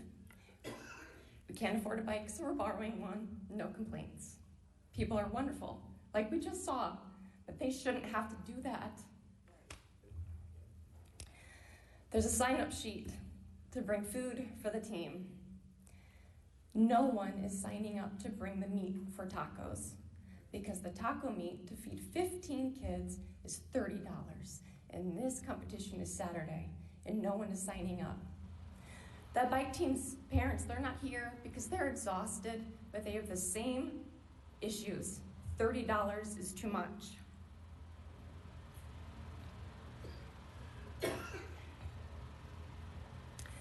School snacks, my God. Well, we're going to celebrate that our poorest schools get free lunches. Those lunches are terrible. My kids throw them out in the garbage. They can't, it's disgusting. So now the teachers are saying these kids are starving. Let's sign up and bring snacks. No one can afford to bring snacks. No one can afford this. Now everyone's doing fundraisers. Let's do fundraisers. I was Booster Club president. I run the Crockpot Warriors. I am fundraising chair for Boy Scout Troop 73. My God, we are out here working our asses off. And we work full-time, we're exhausted.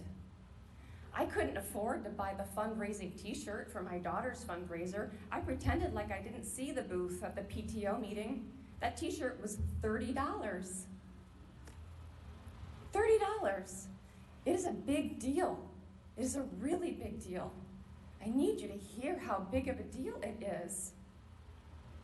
Now, I am a sign language interpreter. I work for a video relay company. Now what that is, it's how deaf people make phone calls. They come up on the screen, I can see them, and then they say, please call the electrical company. Okay, I am on the phones all day long, calling the Social Security office. Where's my check? It's delayed or it's canceled. Let's call the electrical company. Hey, AES, I know I'm behind. Please don't shut off my electricity. I'm sorry, you're late. We have to shut off your electricity. I am watching in the background cockroaches crawling on their walls, and they're crying. They have no air conditioning. They've got their windows open in 90-degree heat. We're asking these people who can't afford to pay their bills to pay $30 more a month. You guys, it's really insane. I just need you to hear it. I need you to hear these real stories. And these people, these Hoosiers, where do they work? I mean, my favorite cashier at Kroger, she's got a broken back. I asked her one day, my God, why don't you sit down? I'm not allowed to sit down. Okay. Go to Lowe's, talk to the 70-year-old employees. Lowe's is completely empty. What do you guys do when there's no one in here? We have to walk up and down the aisles. Are you allowed to sit? We are not allowed to sit. Okay. I've interpreted in Amazon. It is true that there are bottles of urine placed around the building because those workers aren't allowed to go to the bathroom. After their 10-hour shifts, they are exhausted. They're exhausted. At Chewy, I've interpreted at Chewy, those people have to make rate. Everyone comes home exhausted. That is why they're not here tonight. Everybody's exhausted, you guys. And we're working so hard. And like he said, we are angry. And where this anger is gonna go, I mean, I can't predict. I can't predict. But people aren't gonna take it anymore, and I just need you to hear it, and I need you to not ignore us and stand up for us. My God, that's all Americans want, is for our leaders to stand up for us and to do what is right. So I'm begging you, because you guys are here, we can reach out and touch you, you know? It's real. You guys can fight for us. Please, please do it. Thank you.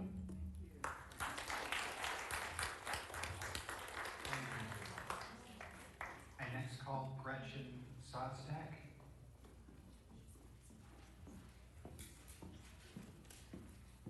If you could please state and spell your name for the record. Hi there.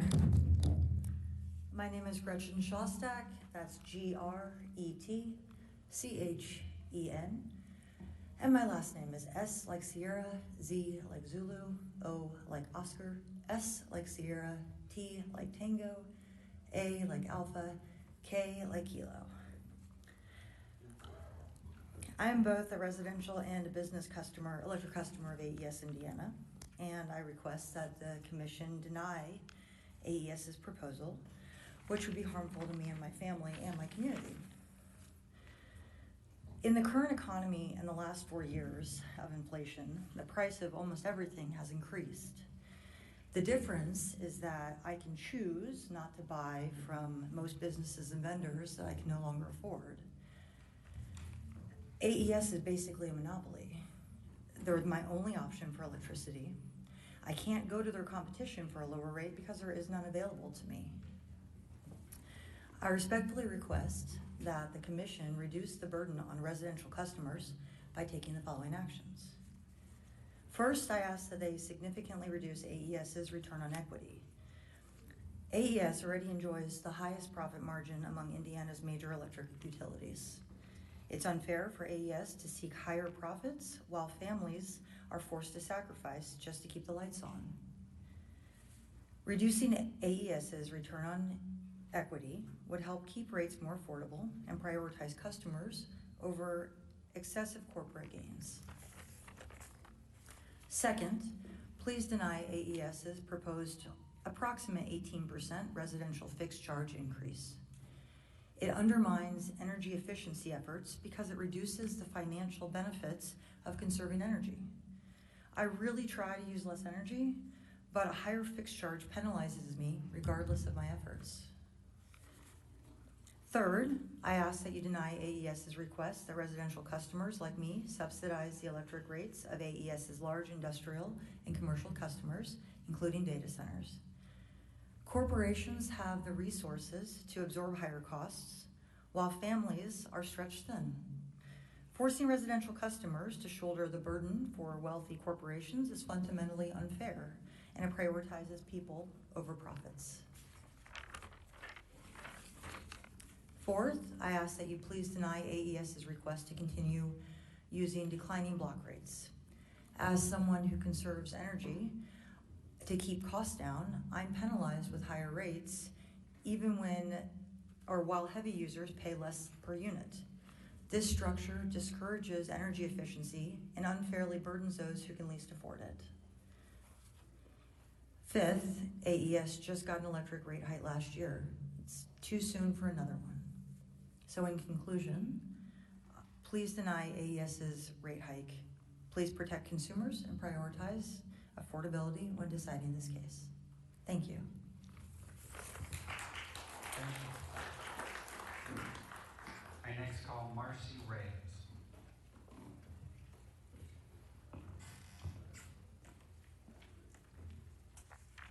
Hello, my name is Marcy Reyes, Marcireyes.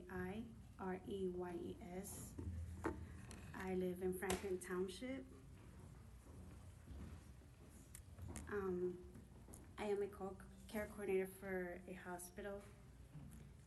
I see some patients.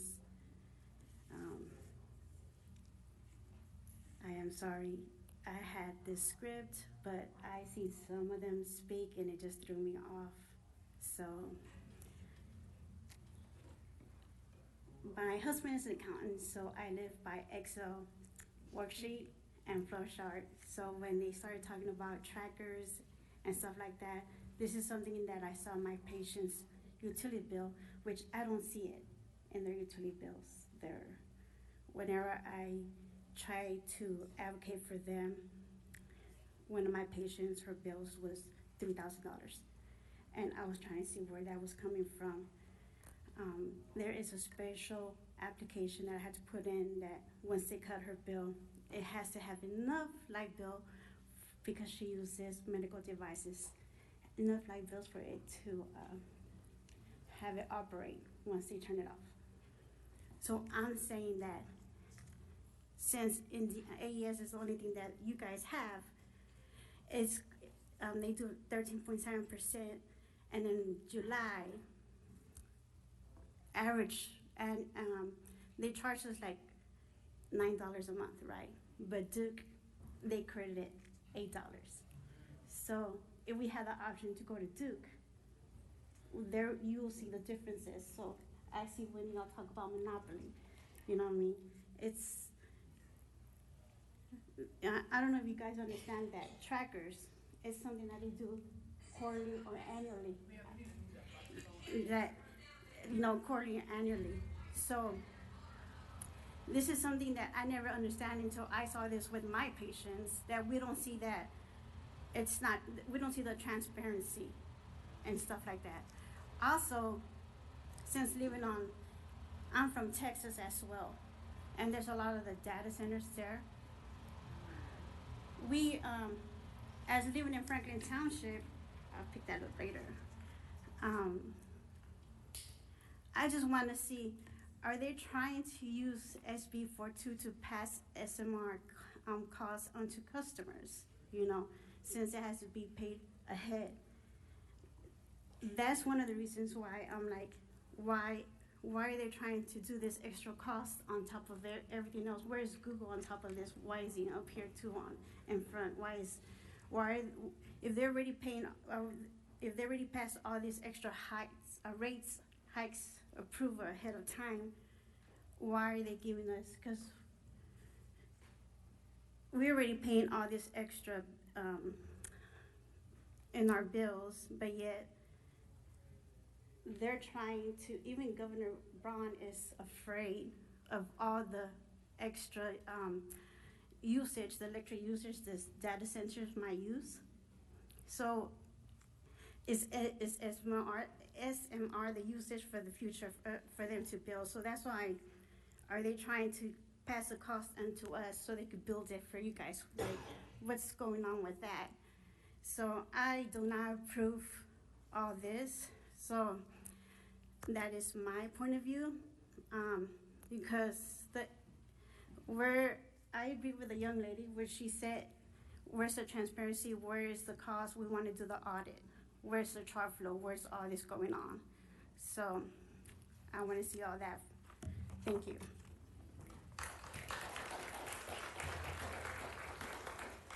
Thank you. I next call Brenda Price.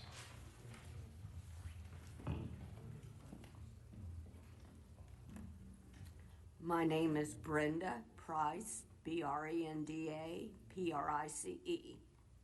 I'm 72 years old.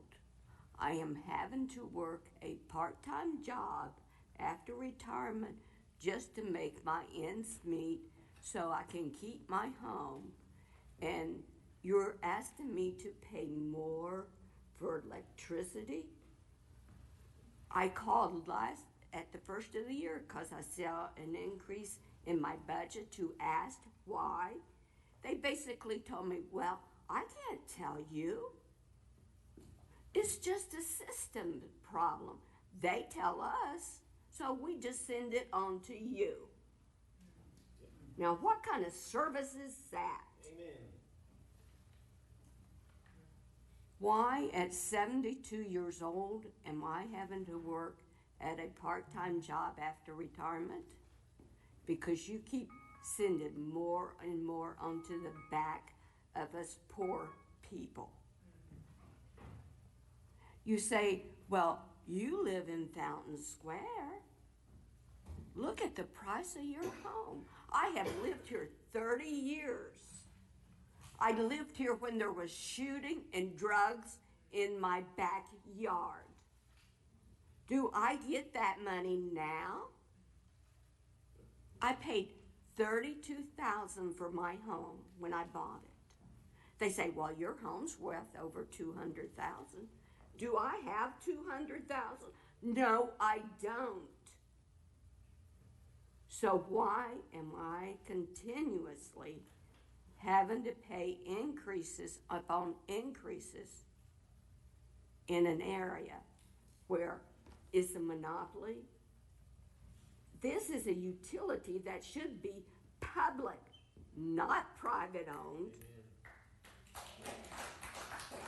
It needs to go back to the people. That's what I got to say.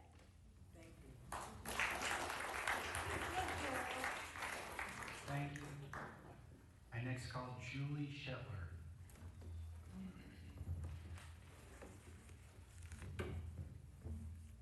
Thank you for hearing me out.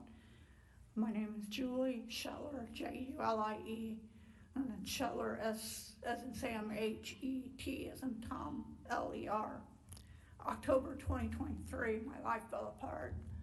My furnace started having a gas leak that I had been suffering for 8.5 years.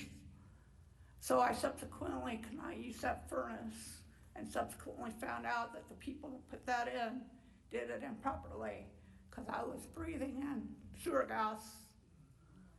And then before that, I had a plumbing issue, and I have an open sewer line, quite literally, to the street. So as I heat my home, I'm heating the sewer system.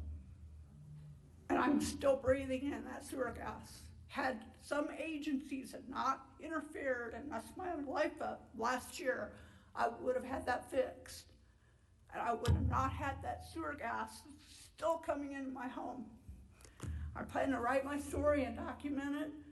I don't know if statute of limitations is against me, but I've only recently found all this out. I've been traumatized. So my gas bill went down, because I'm not using the gas furnace, and I'm using electricity, space heaters, worrying that I'm gonna have a fire because I had a mice problem in my home, probably chewing on every fiber of the electrical cords. So I'm living in a constant state of anxiety in my home. And because of the mice, and because of the sewer, yeah, I could call INHP and get a new furnace, but I don't want to be breathing in the sewer gas. I don't want to be breathing in the mice debris. And I have no insulation in the walls, and the insulation has been shifted in the attic. The furnace that was installed improperly sucked in that insulation in the attic. So the furnace closet was over 100 degrees in that closet this summer. And in the winter, it's reversed. And I have to keep space heaters going to keep my pipes from freezing and not have a water pipe problem and more mounting debt problems that I'm in debt now. I can't pay. Last winter, because of the problems, I called IPL to see about, can I pay half? Oh no, I'll still have to pay the late fees, about $35. And they're raising this $30. Right now, I eat 2 meals a day. I'm on a restricted diet because of gluten. Very expensive. So all I eat is cereal in the morning, a lot of sugar, having a lot of sugar problems now. And pizza at night. Every once in a while, I'll go to Culver's or somewhere, but I'm not getting that third. I'm not getting a balanced meal. My life's just been turned upside down since that October. And I had lost my mom in 2022, and I was really, really struggling through that loss. And then this happened. And I've been slowly trying to pull myself back together, face these consequences. I want to completely gut that house and remodel it, but I don't have the money. And I was gonna get me an RV to live in, so I'm not heating up that entire house, shut everything down, water, electricity, but I just don't know how I'm gonna do it. That's my story. But I do want to say something on the representative of the senior citizens. Before I was on the Extra Help program, the Social Security increase give you a COLA increase.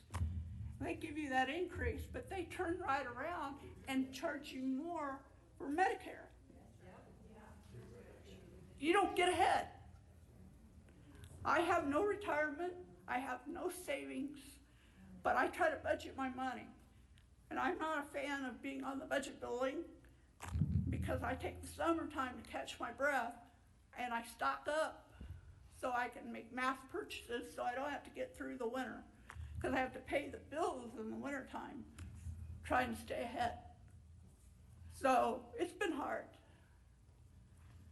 I've had very little support, and this has been very trying. And I think by the grace of God, my house did not blow up because as I started cleaning up, the nails were popped through the floor. They had popped through the roof. My house was that close, blowing up. And because of that open sewer pipe, it might have taken 3 or 4 other homes with it. I've tried to call the Indianapolis code inspectors to come and look at my house to see what they've done to me. These very powerful corporations in the city did this to me. And I hope that I can have my day in court and be heard. Thank you. Thank you. I next call Nakoma Burcham.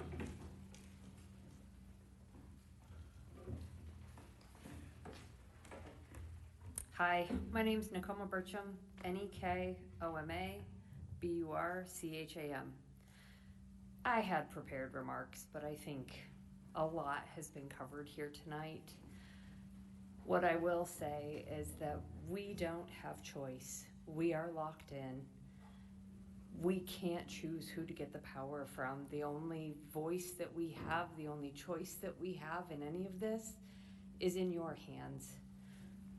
I just ask that you make the right choice and say no to this rate increase.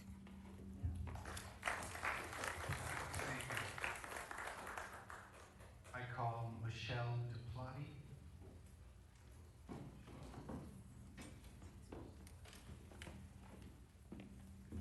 Please state and spell your name for the record. Hello, I'm Michelle DiPlotti, MicheleDiplotti.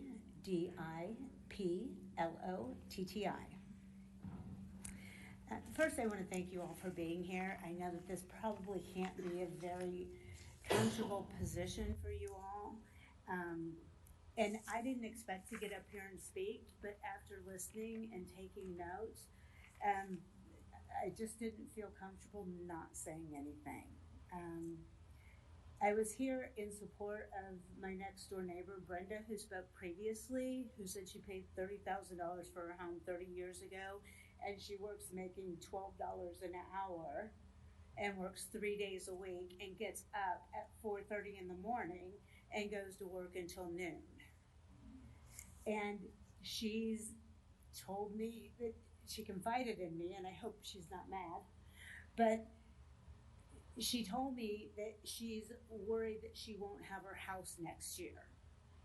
And if you look at everything that has happened, not only with the cost of living, you guys have all heard that, But if you look at everything that's happened with taxes and with utilities and, okay, groceries, gas, she literally doesn't know that she's going to be able to afford to stay in her home that she's lived in for 30 years.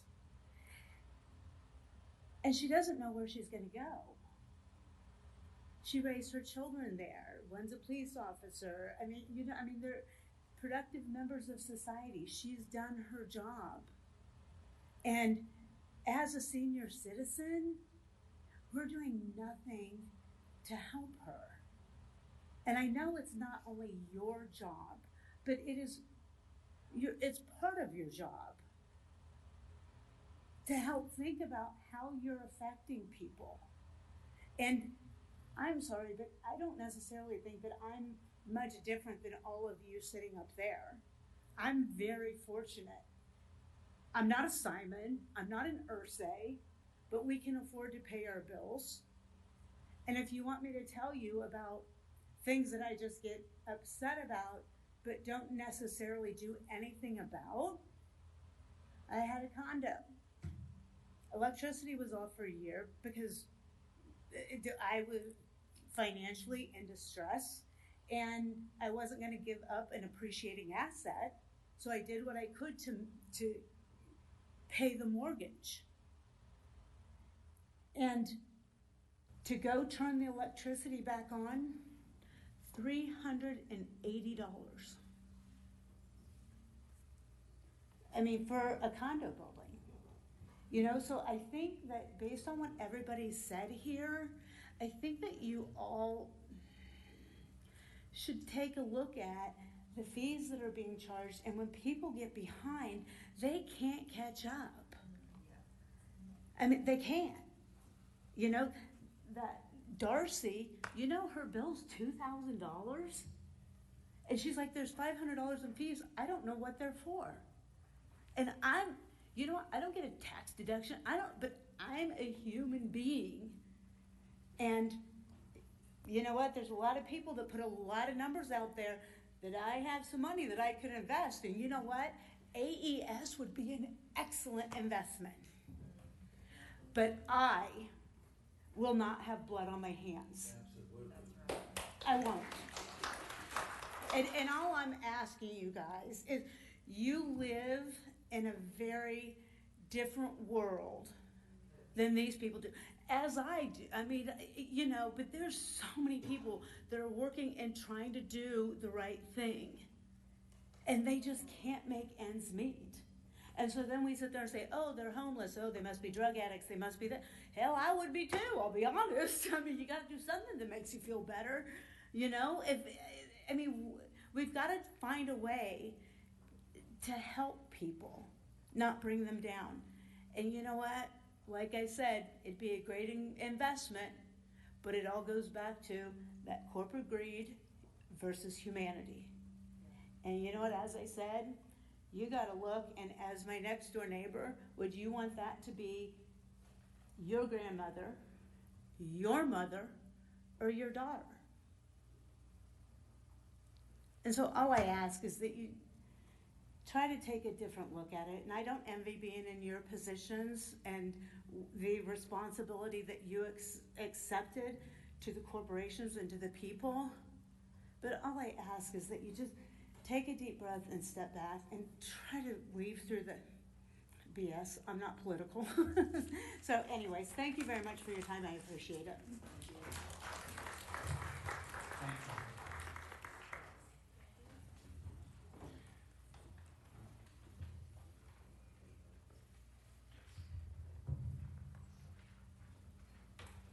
Okay, we will go off the record to take a 5-minute break. Thank you. Thank you, Your Honor. We have no further witnesses. I move that the testimony tonight be entered into the record as FHB1. Any objections? Perfect, thank you. The public's exhibit HB1 is admitted into evidence. Thank you for participating in this hearing. Cause number 46258. This is continued to the next field hearing, which will be held Monday, August 25th at 6 p.m. p.m. at New Augusta Public Academy North Middle School in the auditorium, which is located at 6450 Roundabout